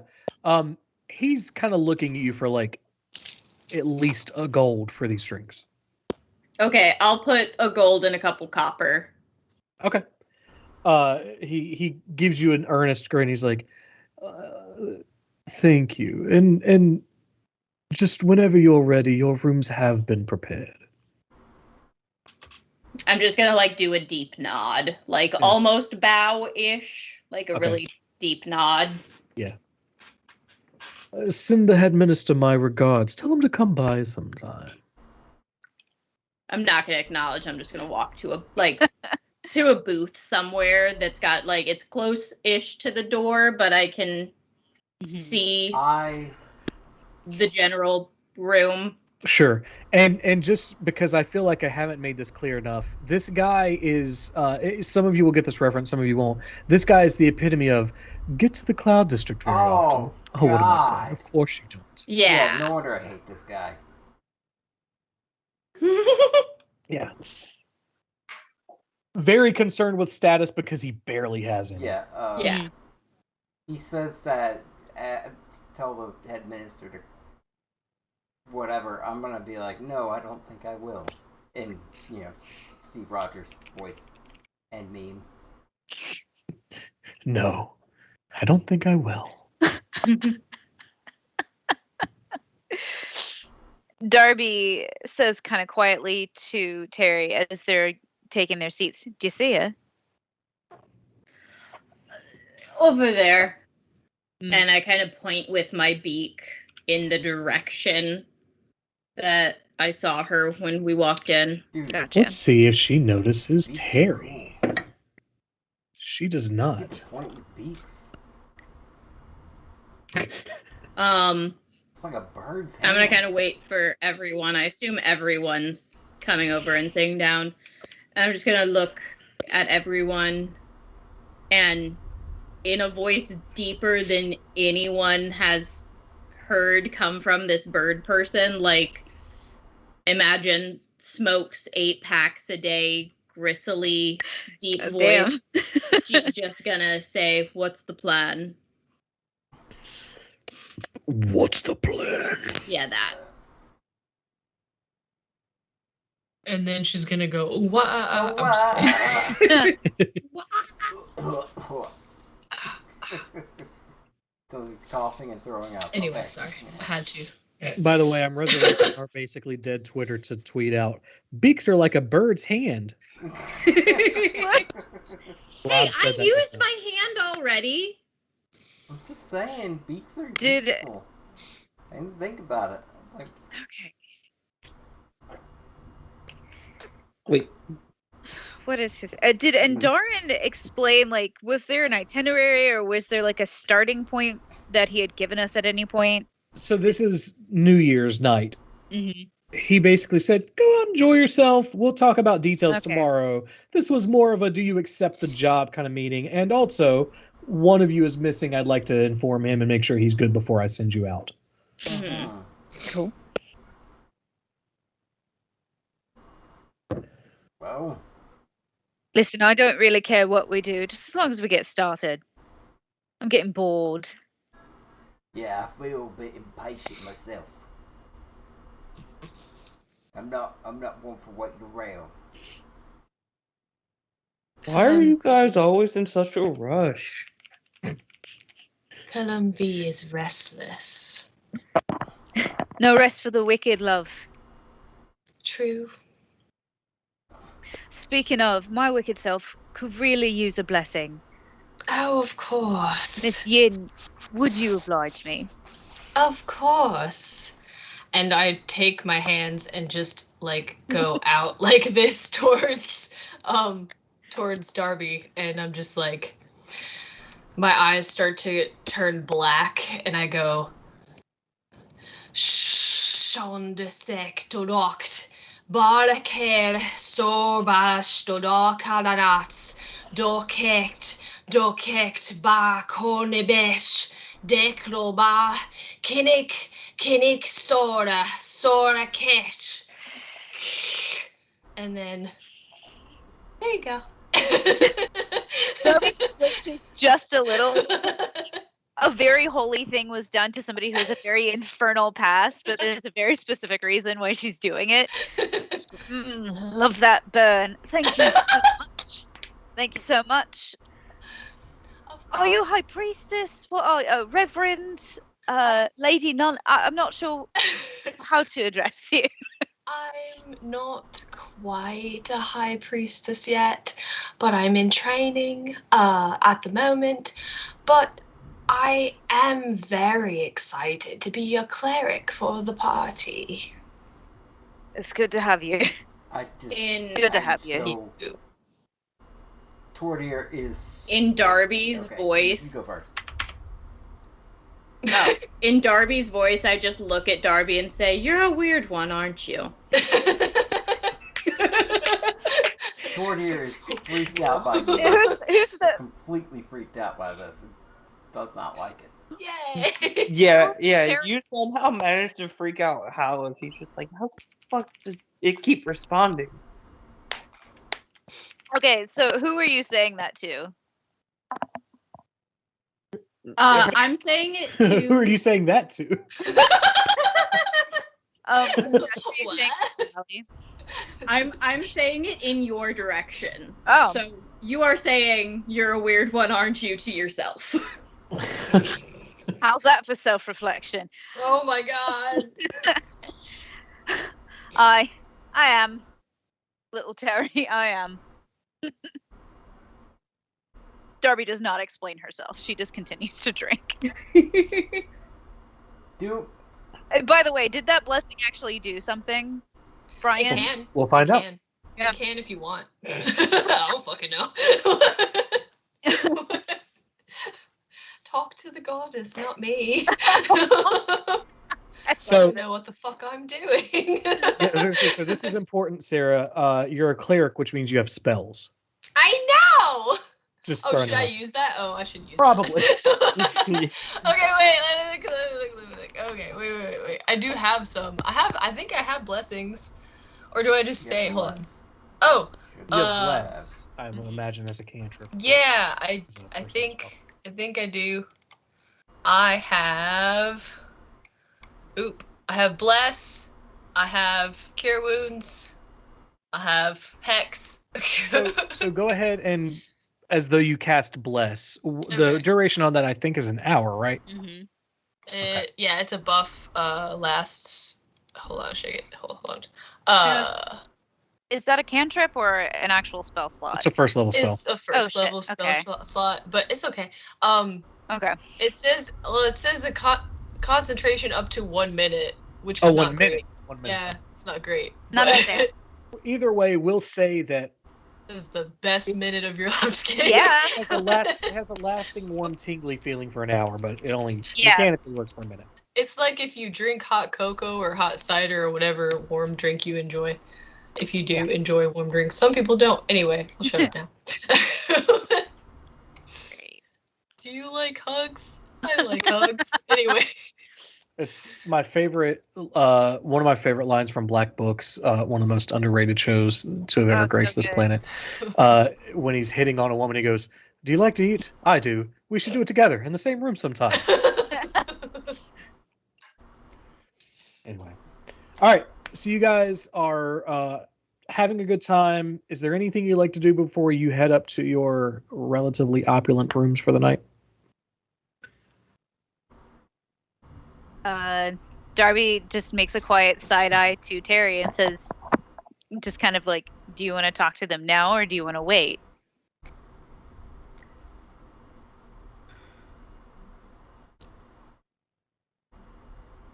I guess I'm not sure I understand.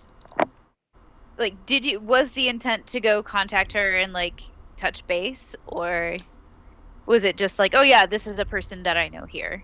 It was just, this is a person that I know here. Okay. Cool. I misunderstood. I don't think I have any. Do I have any follow-up to do with her? That No. job was probably a while ago. Yeah, easily. I read this as sort of an orientation type tactic of like, I know a Nunga person and maybe they're in Yeah. this kind of place. And just when you're in a place where you have no idea where you're going, you just think for anything familiar you can. Yeah. Okay. Yeah. All right. I So know. are you guys going to head up to your rooms for the night? My room's on my back. You have a very opulent room upstairs right now. Each of you has your own room, actually, all of which are furnished with very fine feather pillows, velvet drapes. I mean, it is Opulence. gaudy. It's gross. I hate it. I'd like to stay here, please. Can Um, I just stay here? Terry's gonna look at Darby and kind of, with that assholey twinkle in her eye, say, "Let's go have some fun, eh?" I'm not sleepy yet. Okay. Let's go to the belching mouse. Okay. Get into some shit. All right, so that's 2 people. Is everybody else going to bed? What's happening? I'm not making a secret of this. This is before we all kind of go upstairs, Oh, but okay. kind of like whispering, like, "Do you want to have some fun? Are you done yet? Are you ready to kick in?" Or I assumed that this was the beginning of a relationship between Darby and Terry, but okay. hey, I was like, I was like, confused. "All right, okay." Terry's like 10. Let's not It forget. is. Terry is a child. Is Terry a child? I thought Terry was like Dude. No, early Terry's adulthood. 10. I had no Okay. idea. Well, I didn't remember that. My brain is dumb. Oh, Terry okay. is an innocent You are- child. Oh. Has never done anything wrong. Gotcha. One of those things is accurate. The other two, I don't know. That's fair. 10-year-old starts the drink order for us. Yeah. I mean, Kenku are like mature adults by the time they're 14, so she's like Kenku teenager. Also, in a place like this, it's sort of the way that like rich people are with their kids. They're just going to give them alcohol because they don't give a shit. Yeah. That's fair. What are you going to do? Fine us? What are you gonna do? Nothing. I'm gonna kind of do a quick glance at the rest of this new party and see if they're up for whatever they think me and Darby mean by fun. So, what do you guys mean by fun?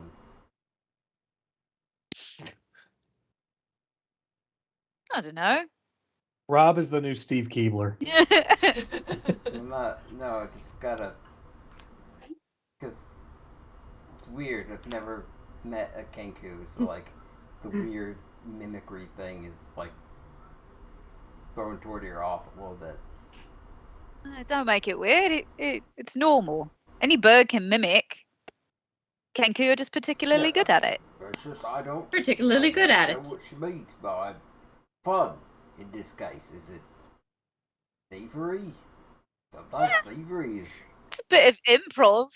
Sometimes it's fine. Sometimes it's hustling a game of dice. Sometimes it's beating the crap out of someone. I don't know. Terry's just gonna whisper, "Don't make me kill you." To who? To Tortier. To me? I'm gonna go No, on my show. Your To name is Tordier. Thordle. Oh. Thordle. Tordier. Your name is too close to Tortle. Don't like it. Tordier. It's Tordier. Tordier. Tordier Bloodstorm. I mean, she can, but she doesn't mean it. It's kind of a term of affection, eh? Sort of. I don't know. I'm just used to hearing it. Columvi would like to see this fun. All right. I'm gonna go into my show and be like, "Night, guys." You got a room upstairs, but you want to kip up in the lobby. I'm good. That's, All right, do you? Darby just starts leaving again. I'm following. I've got nothing better to do. You so I'm guys- going with them. Okay.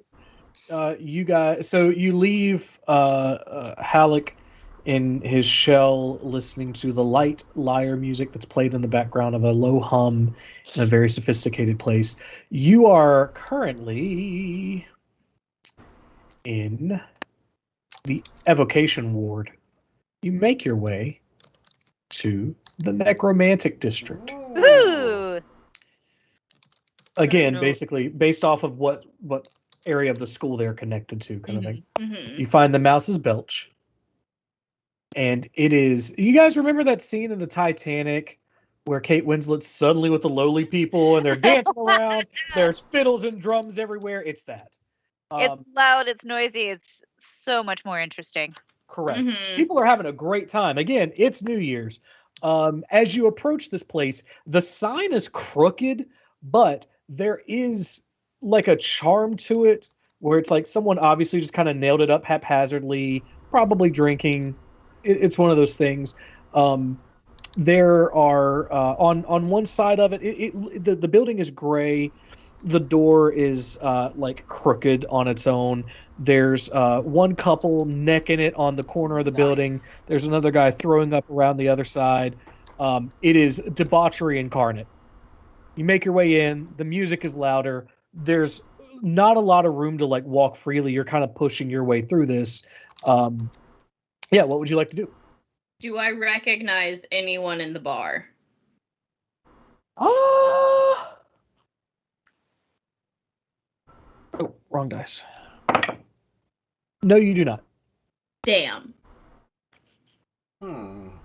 Before Darby enters the bar, the Mouse's Belch, can I make a quick check to see if there's any carriage, anything that looks like a vehicle that could be lifted, could be stolen? There are carriages, but they're mostly like burdened down with supplies. Gotcha. Okay. It's Nothing speedy. well, and it's one of those things where like it's pretty obvious that this place doesn't have a lot of storage space, so the storage space is just the alley. Gotcha. All right. So nothing interesting. No. The easy on the way back. There's something that Darby might find. Cool. Yeah. Okay. All right. Okay. Yeah. So you guys make your way in. I want to see if I can see a card game going on. Oh, absolutely. There are several, probably. Card and dice, we'll say. Oh, hang on. What do I have? I have one of those things. I do not.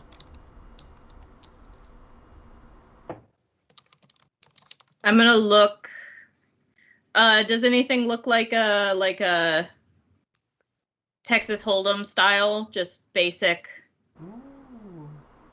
bluffing, non-bluffing card game? So, unfortunately, I don't know if you realize how complicated of a question it is, because now I have to ask myself, what's the equivalent of Texas in my world? And because of the recent decision, I'd rather there not fucking be one. It would. Well, it's old school, so it would be like a Korean Hold'em. Yeah, that's actually or Cosna and Hold'em. Cosna is like what's the world in or what's the city in Red Dead where it's like the shitty seedy underworld place with all the poker. It's where all the basically criminals are. Thieves Den or Tortuga, the Tortuga of Yeah. like Western. Yeah. Cosna is that, whereas Perea is like the noble Midwest and Western stuff. Cosna is like the, hey, you want to come in this bar and get syphilis? That kind of thing. Which is why I swam away. Well, is there a Cosnian Yes. Hold'em? Easily, yes. Oh yeah, so Darby grabs a bottle of whiskey now and just plunks it down between her and Terry, and they deal in.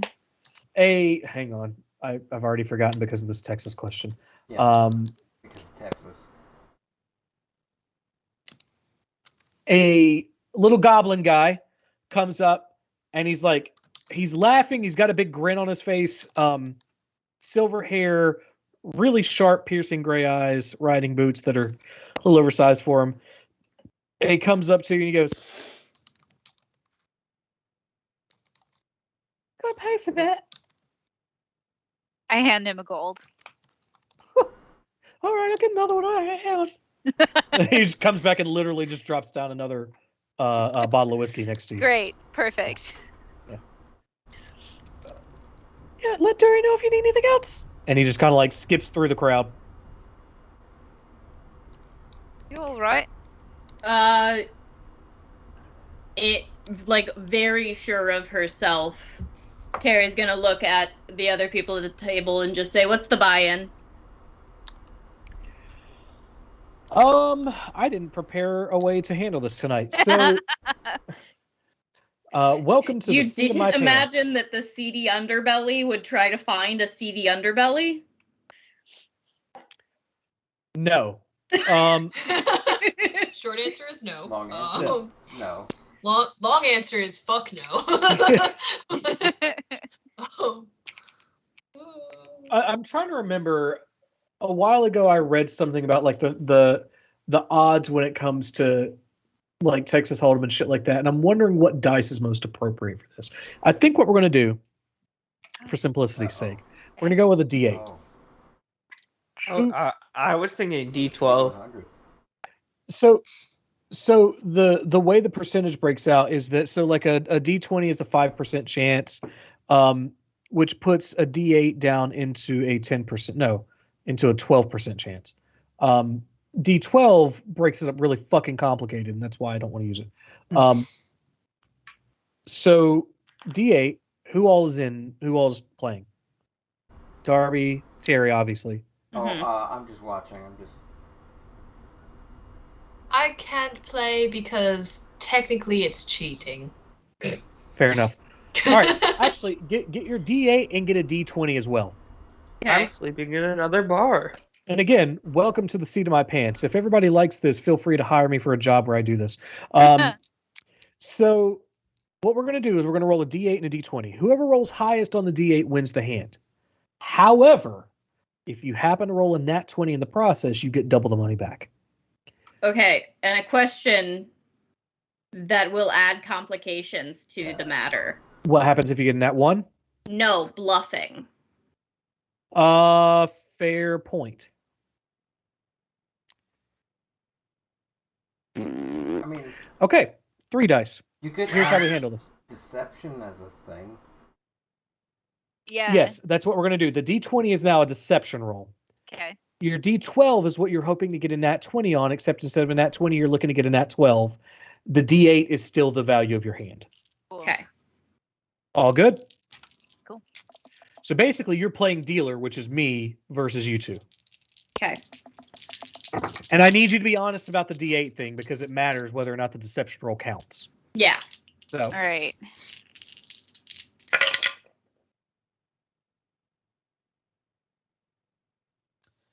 did anybody roll a nat 12? No. Okay. What was your D8 value? Mine was 7. 4. So Terry wins that one. However, what's your deception check?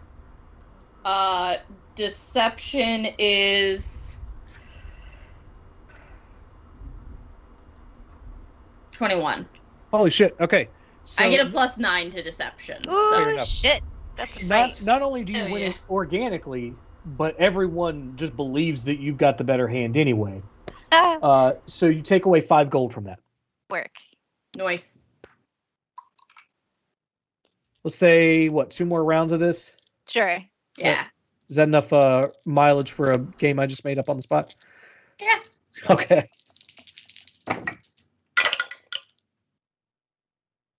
Okay. All right. Any nat 12s? No. No. Okay. Value on your D8. That's a 1. So 5. I have a 6. So what are your deception values? 21. Shit. Okay, hang Rolled on. the same thing. No, hang on. I've got my deception. What the crap is it? 26. Okay. Terry knows that Terry's bluffing, but Darby seems very confident. Do you want to acquiesce to that confidence? I will, because in essence, we're two people playing the table. Okay. There's 5 gold for you, Darby. Work. Thank you. Last run. Oh shit. Hang on. Okay. Any nat 12s? No. No. Okay. Value on the D8? 4. 5. Okay. Deception for both of you. 26. That is a 15. So we're just going to go ahead and give Terry that other 5 Yeah. gold. Yes. At this point, you guys have gone undefeated and people are starting to look at you. Would you like to continue playing or do you want to cut your losses? Or cut your gains?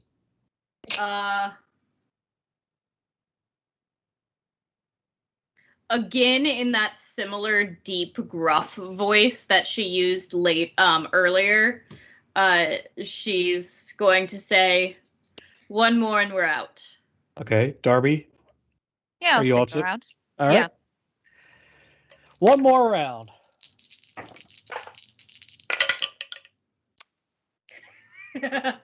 What Any even? nat 12s? Nope. No. Okay.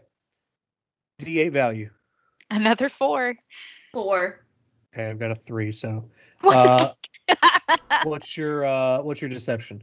29. 17. Holy shit! So you I rolled, rolled a a nat nat 20. 20 and Okay. it's +9, so. Gotcha. So Terry just wins that one, hands down. That's another. We'll say for the nat 20, give yourself 10 gold. So 20 gold haul. It's not bad for a quick couple of rounds of gambling. Yeah. People are definitely looking at you still. All right, More Darby, interestedly. Darby leaves like 3 or 4 gold back into the pot to sweeten it and stands up. Just Okay. Darby's here for a good time, not trying to pick a fight tonight. Sure. They I'm going- see that and they kind of get. They're like, okay, all right. In a that's- kind of like similar vibe of her intention, she's gonna reach into her bag, pull out this tiny little red candle, put it on the table, and then walk away. Ooh! Okay. They are very confused.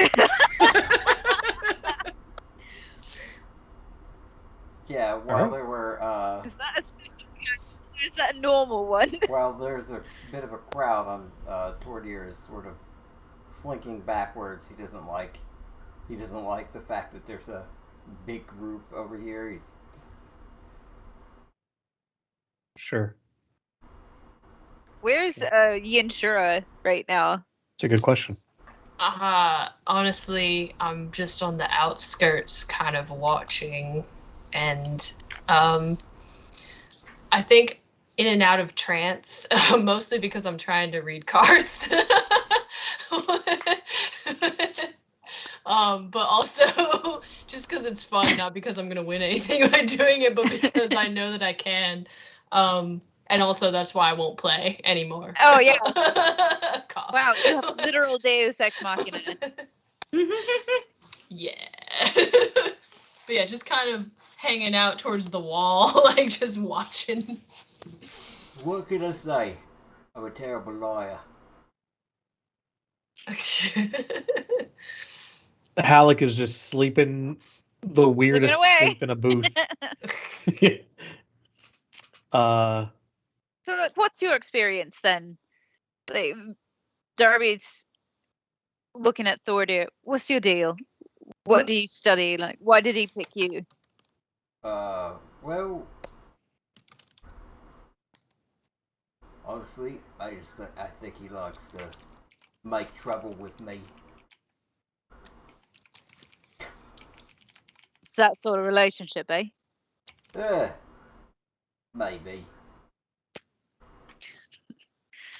So, what do you study? You're a wizard type, yeah? Yes, I am wizard. Not lie. What is? What happened there, mate? You disassociated there for a minute. Who are you? Who am I? Towards that. I do want to say this is important to me. If Sacha Baron Cohen, if you're watching, big fan. Also, Please sponsor. yeah, please sponsors. One of the best things that he ever said was in the Bruno movie, where he's like, "I refuse to pay for Mr. Magoyam's Wunderbar Emporium." It's such a beautiful fucking sentence. Like that sentence is up there with cellar door for me. It's just mwah, chef's kiss. It's beautiful. All right, keep going. Cellar door. You watch Donnie Darko, you know. Deep cut. Yeah. Anyway, J.R.R. Tolkien's one of these people. Linguists think that cellar door is one of the most beautiful phrases in the English language. So. what I Listen, I'm a farm kid at heart. what is it? What is it? I don't know. I That's a forget choice. what It's weird. illusion, enchantment. Oh yeah. My main deal is enchantments, mostly to Oh, that's keep nice. people away from me. I can vibe with that, eh? I pour you another drink. I mean, I can either confuse people or put them to sleep. That's my deal. That's handy. So you're not so much of a bruiser brawler type, eh? I mean, I can if I have to. Sure. But Same. mostly I like to default But- to illusions and enchantments. Right. When Darby says you're not so much a bruiser type, Terry's gonna pull out one of her daggers and just start kind of doing whatever every teenager wanted to do and like run it around her knuckles and just kind of start fiddling with it. Oh. Every She- emo she's one of teenager those. playing with knives. Little butterfly knife, yeah. Yeah. So you, like 7 months ago, when we found your butterfly knife. I know, I don't know where it is. I lost it again. I'll be that person again soon once I find my knife again. What is it about pocket knives in particular? They always yeet themselves out of existence. They seriously do. I swear it was sitting here on my desk for the longest time, and then I got cats, and I think one of them stole it from me. Oh no. They're never as innocent as they seem. You're saying that Nope. your kittens stole your butterfly knife. It's not an actual knife. It doesn't have a live edge. Okay. But The yes. cats Dead are gonna edge. kill you in your sleep. Gotcha. Always blame the innocent kitter cats. You're gonna wake up with a blunt edge to your throat, and you're just gonna hear real quietly, "Where's the Meow. Where's the meow mix, bitch? Meow meow, motherfucker. Can I have a fish foods, please?" More catnip. Here's the fish. Oh, good, you're I awake. want Feed the me. fish. Yeah. Mhm. You really need to give me the fish. Anyway. Right. Welcome to consciousness. Next stop, fucking feeding me. Exactly. Yeah. Exactly. Anyway, continue to roleplay amongst yourselves. I'll be right back. Oh no. I'm asleep. So you can snore. How would a turtle snore? like a regular Like a being. The Like other a being humanoid. snores. Does it echo through the shell though? Oh my god, So- I hope so. That's awesome. It absolutely yeah. should. It should. Amazing. Is it a baritone or like what's that sound? Is it like a tuba? Like It's like a subwoofer in that lobby, just like completely offbeat from anything else that's going on, but like it's this amplified snore. oh my god. I love it. It's amazing. Well, if you wanted to go to sleep, I could help you. Aw. Little squishy baby. My cat would not let me hold him that long. Tiku will, Lucifer will not. Lucifer is not as tolerant as Tiku here is. Oh, Cute. Always giddy. Bebab. So pretty. Brian Brian, look at. Baby. plans to kill you in your sleep. Oh, yeah. Aw. That's what I wanted anyway. What a way to go. Yeah. Don't encourage him. You're saying Just- I get to get killed by a cat, my favorite animal, and never pay bills again? Yeah, that's awesome. Look Oh my at God. look at her little face. She's just plotting so much evil. Yeah. Adorable. I love her. She's looking around like, excuse me, I've got evil just slipping through my little paws here. Time's wasted. I need to plot. I would die for that cat. Apparently, I also am going to You're not die. gonna die for the cat, you're gonna die to the cat. Fair. Buy the cat. Semantics. Yeah. Live by the cat, Um, die by the cat. Everybody roll a perception Alright. check. Ooh, okay. Does it matter? Minus, though- minus Halleck, because Halleck is napping it up in a booth. Hell Yeah. Napping it up in a different bar. With a Yeah, what are you subwoofer. dreaming about, Halleck? What kind of stuff is Halleck just dozing about right now? Unforeseen horrors because Yeah, reasons. Wait, Okay. what? Perception? It- Oh, balls. Perception, yeah. It, if he 26. does Oh, if he 23. does dream, it's not good. You said 20? 26. No, 17. Rob. 17. So Yin and Rob are both kind of locked into something. Darby and Terry, given their dispositions, there's a wall that's actually a door near the bar, but it's meant to look like a wall. That's enticing. I'm gonna go poke the door. I'm gonna go poke the door because there's a door there. Is it- She says this to Terry, but like not so softly that everyone else paying attention. What? Fair. Door. That's Just- adorable. Hey. A door. Where did you say? Guys, when Oh. Corny joins us, the puns are going to be fucking nonstop. I hope you Who do you think I Oh, learned it yeah. from? Fair. My dad. No. Oh yeah. No, in response, and Darby will have learned that this is one of the different ways that Terry says, like, it's basically just an affirmative, but in the voice of kind of like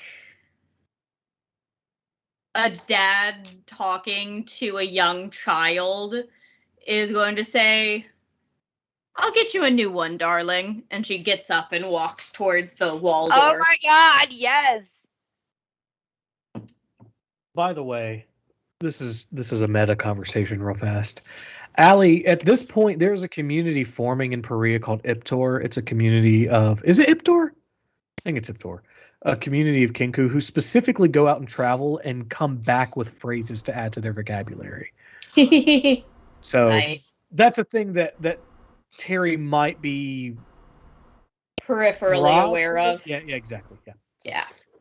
anyway, if there's ever stuff where you're like, I need to go get a bunch of random phrases, that's where you do it. So, all right. So, are you guys being? Don't doing make this- my job harder, Brian. Kenku are already hard enough. No, ideally that makes it easier because they're going to expand your options. More phrases. Okay, Yeah. so as kind of in this two-pronged thing, Darby waits for Terry to get up, gets like 2-3 beats, kind of walks up, kind of starts to pretend to be stumbling a little bit, just kind of giving off that wine drunk white girl vibe, just like having a good time, a little tipsy, but like the goal is to I love this song. Chris Martin's so hot.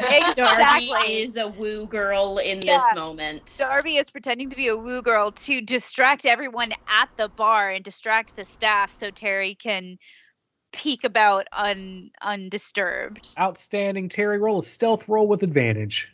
Yeah.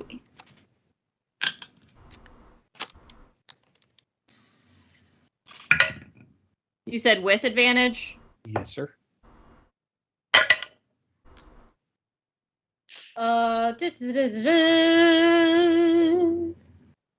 19. Or no. Yeah, 19. All right. That's my DC for perception. It's a 7, so it doesn't matter.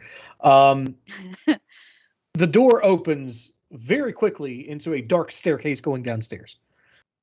I'm gonna like take a couple steps, but then like lean-ish into the doorway and like look over the way birds do. They have those wider field of vision. Uh-huh. Look over my shoulder and see if Darby's gonna come this way or if I'm on my own.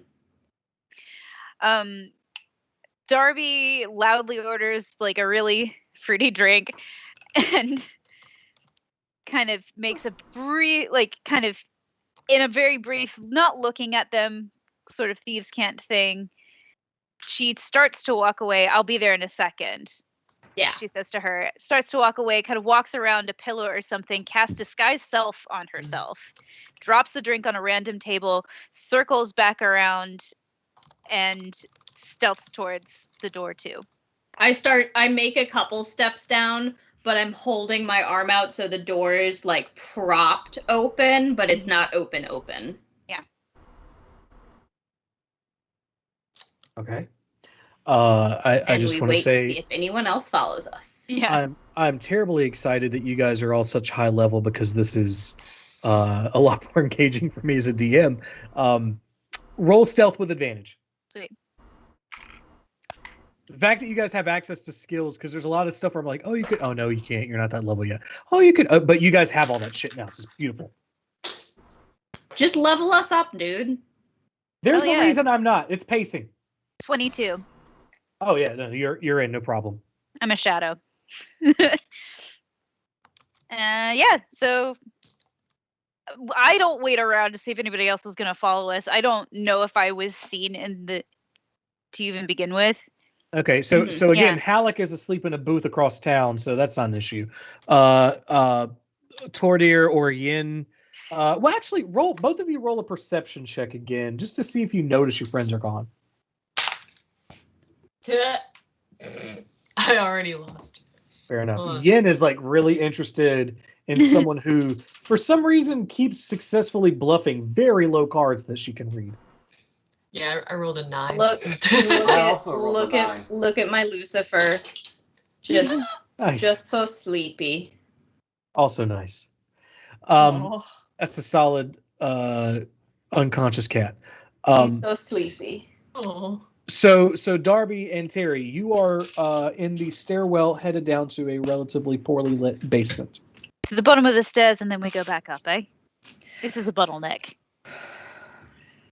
I'm gonna mutter under my breath, "You good for nothing bird brain," and keep going. It's reasonable. You have to think about tactics. This is a basement. They're whispering this furiously. You have to think about tactics. This is a basement. That might beat Mr. Megorium's Wunderbar Emporium. All right. So, Nice. actually, I'm going to put that on Twitter. What? That gets the Hall of Fame. Nice. Hell You yeah. have to That think. goes on to our dead Twitter. Oh. So I'm actually going to start playing video games at some point soon. Once Rob sends me a thing. Yeah, I Cough. can send you a thing. I'll do it right now. Oh my. And I've been harassing Rob for like 2 weeks. It's going to have our socials on it. Hopefully people do start engaging on that. And at some point we'll talk about this, but like, I do want to get people to our YouTube and to our social stuff like that to try to like revive this stuff because winter's coming, cough. And, I'm assuming that the viewership will also go up as people are staying indoors more. So hopefully we can kind of like capitalize on that. Mm-hmm. This is a basement. There we go. Oh yeah, and I'm gonna. I've already got a few Don't you pee on videos backed up, so once I get around 30-ish videos, I'll start posting on TikTok. Now that Nice. So our rivals are no longer in play. I will drink their blood. Anyway, guys, Jesus Christ. let's go downstairs. There are pillows surrounding a pillar with a statue in the center of it, but not much else in the room aside from some storage and a separately partitioned off space.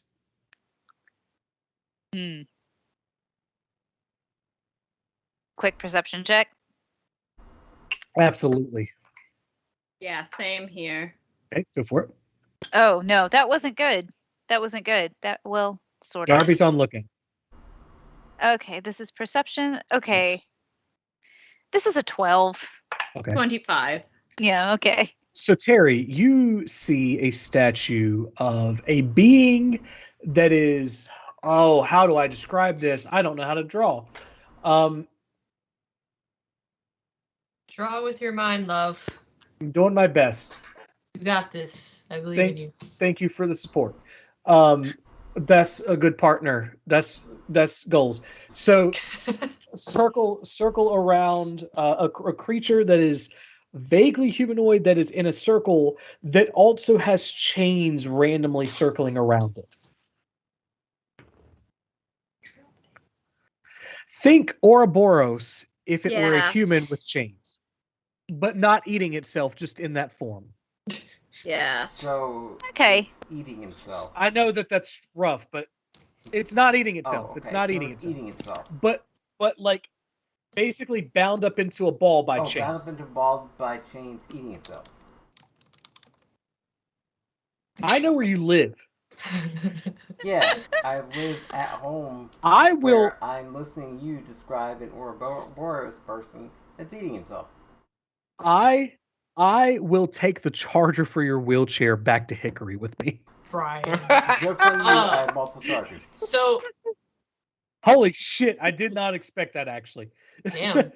Look at him. Can I go. do Rob, a you do history Can I to roll see if history to see this? if this thing is eating itself? I swear to God, no! You Is roll, go it- fuck yourself. Is it Uh, like an infinity symbol instead No, of a? no, it's not infinity. Hang so on. it's like Hang on. it's like two snakes. Stop it! Why are you doing this, Hondo? It's like when Magneto got all that shit at the end of Apocalypse. So he was eating himself I at actually the end fell of asleep Apocalypse? during Apocalypse. Listen, I don't think I saw it. Apocalypse sucks, but Olivia Munn is hot. That's what I have to say about that movie. I think that was everyone's takeaway from that movie. Like that was the I- only. I Like Olivia forget. Munn was just like, "Holy shit, everybody, look at how hot I am," and everyone's like, "There's a plot to this," and she's like, "Nah, I'm just really hot." That's it. That's the whole fucking movie. She's having a baby with John Mulaney anyway. John John Mulaney? Mulaney? Yeah, they're dating. Olivia Anyway, Munn. it's John Mulaney was married Yeah, he's not anymore. to a Jewish woman. Yeah, That was a not whole part anymore. of his set. Yeah, I know. It was not a anymore. big part of his set. They It's got a not. divorce. Yeah, they got a divorce, and now he's having a kid, and he didn't even want kids. It's weird. The world is weird. Anyway, I'm done. I had to get that out. Very interesting plot It's like point. one of the biggest character traits of John Mulaney was how much he loved his wife. Yeah, Yeah. and now he's Wait. having a baby with Olivia Why Munn did he get a divorce? because they She was wanted dating to. like Marshawn Lynch, wasn't she? Huh? The former Seattle Seahawks. Not anymore. But you don't understand. Marshawn Lynch is a giant, fucking detached, unanxious about anything black guy. And John Mulaney is a tiny little white guy who is anxious about everything. People Like, I'm you just could here change. so I don't get Brian. fined. Anyway, People change. exactly. Anyway, so like, again, I'm not an artist, but think this. Oh, so Oh. a chicken That makes total sense. that is eating itself. I got it. It's a person wrapped up in cloths who is chained in a ball. I thought that was the popcorn shrimp you found on like the floor of a Captain D's. That is, yes, that's actually what I'm going for. Does Captain D still exist? I don't know. I went to a Long John Silver's trying to get popcorn shrimp to get in character, and they don't have it anymore. Captain D's, please sponsor us, and if not, Long John Silver's, please sponsor us. Anyway, it's a humanoid in cloths Fucking wrapped weird up. looking. What Yes. what Darby is seeing as they look at this is weird. I don't like it. Tell me Yeah. we're going. Yeah, who was going to roll religion? I did, and I rolled oh god, what did I roll? I think I have good I religion. think I rolled a 23. Oh, sorry, that 22 was or that 23? was perception. So you with perception re-roll religion. Okay. That's right, because Darby was on lookout because she rolled a 12. That's nat 20, so it's a 21. Okay, so Darby has weirdly specific knowledge about very rare lore. Who? Terry or By Darby? Darby. I'm sorry, mean Terry. Terry? Sorry. Terry, you are aware of something that a lot of people are not aware of. In the beginning, it is told to most people that there were three gods, the quiet gods. Nadel, Urdir, and Ambin. Nadel being the manifestation of all that is feminine, the yin. Urdir being all the masculine, the yang. And Ambin being the balance between those two. What you know that most people don't is that there was a fourth god who is called the Banished God. The Banished God sought dominion over the creation of the Quiet Gods. He saw creation as something to be lorded over rather than to be appreciated. Let's just say consent was not his expertise. Bear with me, I forgot his name. Edlethron. Edlethron. Edlethron is the name of this banished god. Can you spell that again? Edlethron. EDEL. I'm sorry, Edlethron. Edlethron. The fuck? And for any Tolkien nerds out there, how's it going?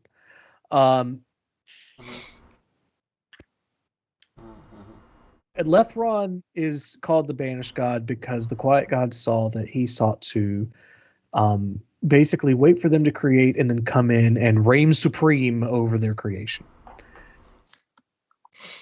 But he's a god, so just like flat out killing him is not super easy, so they banished him. They bound him.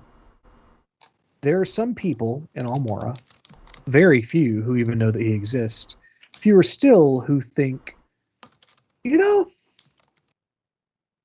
maybe letting him be in control is not that bad. Look at all these crazy, wild people. They don't know what they're doing. Maybe freedom is a burden. Maybe we should let him be in charge. So, kind of under her breath, Terry is just gonna say in two different voices. She's going to say, "Well, well, well," and then she's gonna If it ain't say, invisible cunt, I'm sorry. But then she's gonna say, kind of how you imagine a guard might. How'd you get in there? How'd you get in there? We're going, Terry. We need to go. Darby's got bad vibes. Let's go. Vibe check is not passed. No, not a vibe. This whole room, this statue, this weird shit, not a vibe. Upstairs. Let's go. We'll remember this and we'll come back. But we gotta go. Hey, Brian. Yes, sir. Can I steal your little goblin voice? Yeah. by all means. Can you say we trust the bird thing? Did I say that earlier? No, that's just something that she has heard from goblins before. Oh, most goblins speak a lot worse than that. Think not. We trust the bird thing. That's what Terry says, and she walks up the stairs with you. Cool. There's a reason why not Durin. What the fuck is the name of this goblin? I knew it 10 minutes ago. There's a reason why the goblin who owns this place speaks the way that he does. Okay. Anyway, and keep on. That reason is. Oh, you probably have to find out. Did he get his balls chopped off? No. Damn. I will give you guys advantage on this intelligence check to say that you are in a magical town. Oh, shit. Is everything an illusion? It's an illusion. No. Oh. It's an illusion. Dury is his name, by the way. Okay. So. Yeah. We slink back to the table, I guess. Shit. Okay, roll stealth checks Wait, again. no, yeah. Roll stealth. Okay. How much does it scare That me? is a 29. You're perfect. 24. Also I perfect. have no idea. I love being a rogue. This is great. Yeah, rogues are the best. They're so fun. So, you guys make it back to the table? Yeah. Is there a let's get the fuck out of here, or are you going to tell the group, or what's the next? Yeah, Darby's not going to explain why in the tavern, but like she grabs the tail end of the whiskey bottle that she bought, knocks it back, and says, "All right, vibe's done. Let's go." Already. Terry will look at him and say, found something interesting, did ya? I gotta assume And she found something starts interesting. to like make her way out. Did you know there are people counting cards here? As opposed to what you're doing, love. I don't know what you mean. Yeah, all right, sure, all right. Come on, but let's go. She hooks her arm around both her companions and just kind of like jauntily but firmly pulls them both out the door. Oh my. So I'm assuming you guys make it back to your opulent rooms at the Vampire and the Oath. Mhm. Yeah, I'll have to say, I I vote. hate this place.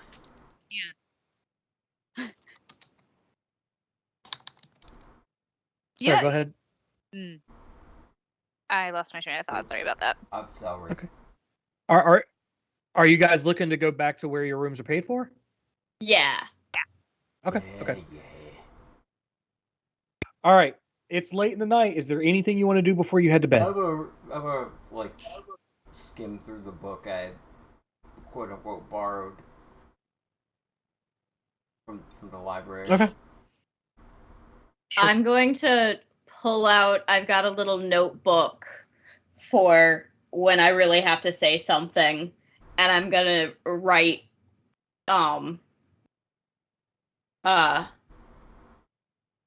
Edlithron, Fourth Quiet God, Sculpture in Basement. Edlithron. Edlithron, whatever. I spelled it right. I just didn't know how to say it. It's fair. Darby takes this in, and it's just, all right. We'll talk about it in the morning. Not tonight's problem. Okay. So and you guys. Darby will, or not Darby. I'm not Darby. Terry will go ahead and Terry will go ahead and take that piece of paper and take one of her matches and burn it. Okay. Yeah. But Okay. yeah, now Darby knows, and they're thinking about what to do next with this information. As a wider context, would what would this mean to Darby? Like, I don't know. How much would you say is known about the cults that say want to raise him up and that sort of thing? Nothing. This is completely just the name is new. Okay. This is.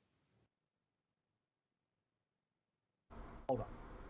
What the fuck are you?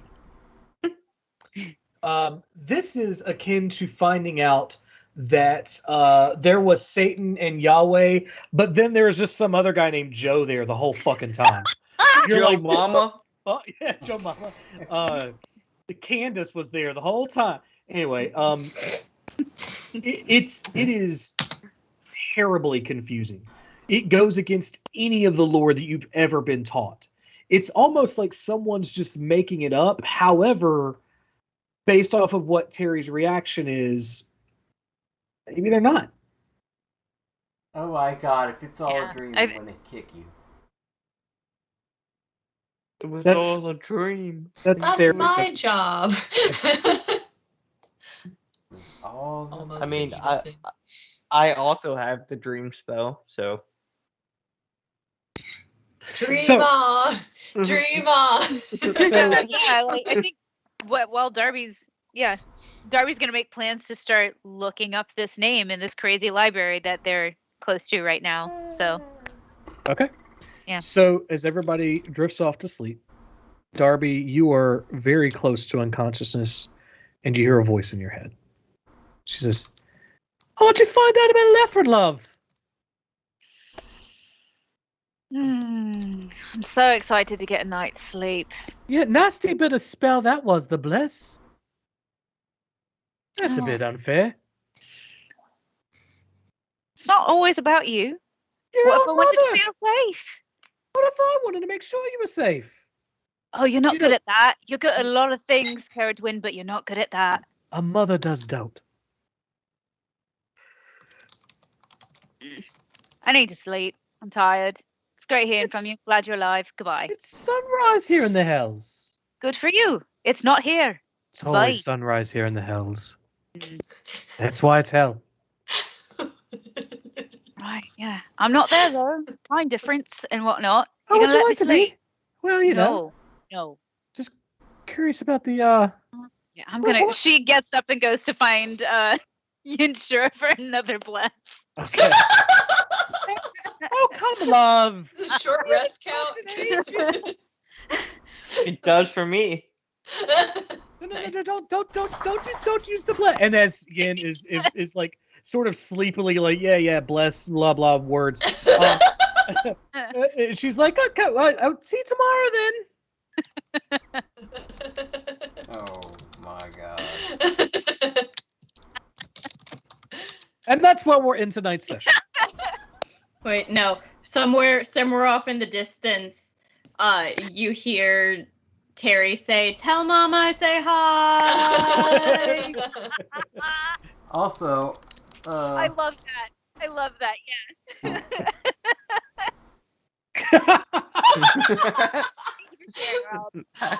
Like just in the voice of like a kid who like was yelling it at their dad or some shit.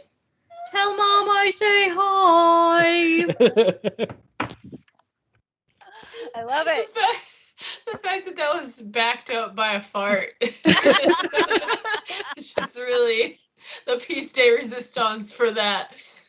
I Just like- do I do want to point out, so Dana the other night was talking about how she farted on her boyfriend. Rob has just been letting them rip. There is a family tradition of just straight ass blasting, right? Like The it's, family that farts together stays together. That chair's seen a lot of shit. Oh, I hope not. it's come close though. oh. Well, I'm so lucky I can't fart because y'all do it for me. anyway, that's where we will end tonight's session. Great. There's our first session of Premora. Yeah. I hope that it is everything you hope it to be. I'll fix the titles next time. It fucking goddamn it. I fucked up. Okay. Listen, It's listen, okay. listen to me, Rob. Listen, we love you. We believe in you. And if this ever happens again, we will fucking kill you. Oh my god. Okay. Just again, And I feel I like kill people. that's the mildest, most reasonable response we have to offer you right now. Oh no. I mean, Rob lives out the way he lived. Fucking. Yeah. I mean, all right. So it's 10 o'clock. Is there anything Yeah. else special you're planning on doing for your birthday, Fuck Rob? you. God. I'm so Yeah, mad. You got 2 hours left. Fucking God damn it. Till your next birthday. Damn it. Like one of these If you days. want him to stop, let me one know. of these days, you guys are gonna forget. Let and me I'm know. gonna be free. I am so happy about Monday night. I've thought about that for the last couple of days because the whole time I'm like, no one's brought it up. I'm gonna wait until the last fucking minute, and I kept forgetting almost to do it. And then suddenly, my brain was like, no, something beautiful's about to happen. You got this, Brian. And literally, like 30 seconds before we ended, I was able to tell him happy birthday. It was, wow, oh, it was beautiful. I'm Oh, gonna- so Yeah. happy with that. I didn't say it when I came in because I assumed it had already happened for the night. So we genuinely had forgotten. We almost didn't wish Rob a If happy. looks could kill Brian, you would be a grease smudge on your carpet. That's fair. I'm sorry, Rob, but genuinely, if you want him to stop, let me know. I have ways. No, she doesn't. I do. No, You, she doesn't. you don't. I cry. No, that actually is. That's fair. How could you be mean to Rob? Are you saying you participate in that weird toxic viral TikTok thing where like white women are pretending to cry but don't mean it? Oh my god! I hope not. not. I hope I never do that. Jesus Christ. Oh God, have you guys not seen that? No. Yeah, it's awful. It's really scary and awful. This is important, Rob. Don't go off live yet. It's so God. scary. Please look this up. It's not to say that all cries are invalid, like all tears are invalid, but there is a frightening trend that happened a couple of months ago where primarily white women were doing this thing where they were basically showing how well they could fake cry, and then people were On kind of TikTok. pointing out how, like, in all of these like videos where the police are called on people of color, those women are crying exactly like that. It's called weaponizing. Oh, It's white tears, basically. Man, that shit it's- kills people. Fuck off with that. Yes. Exactly. Yes, It it literally was- will kill people. it was rough. It was weird. Anyway, and be aware. I don't know, like, don't get people killed by cops at least. Do something funny like fireworks. Anyway, have a good night. Read a book. Yeah, okay, Something. goodbye, That doesn't kill everybody. people.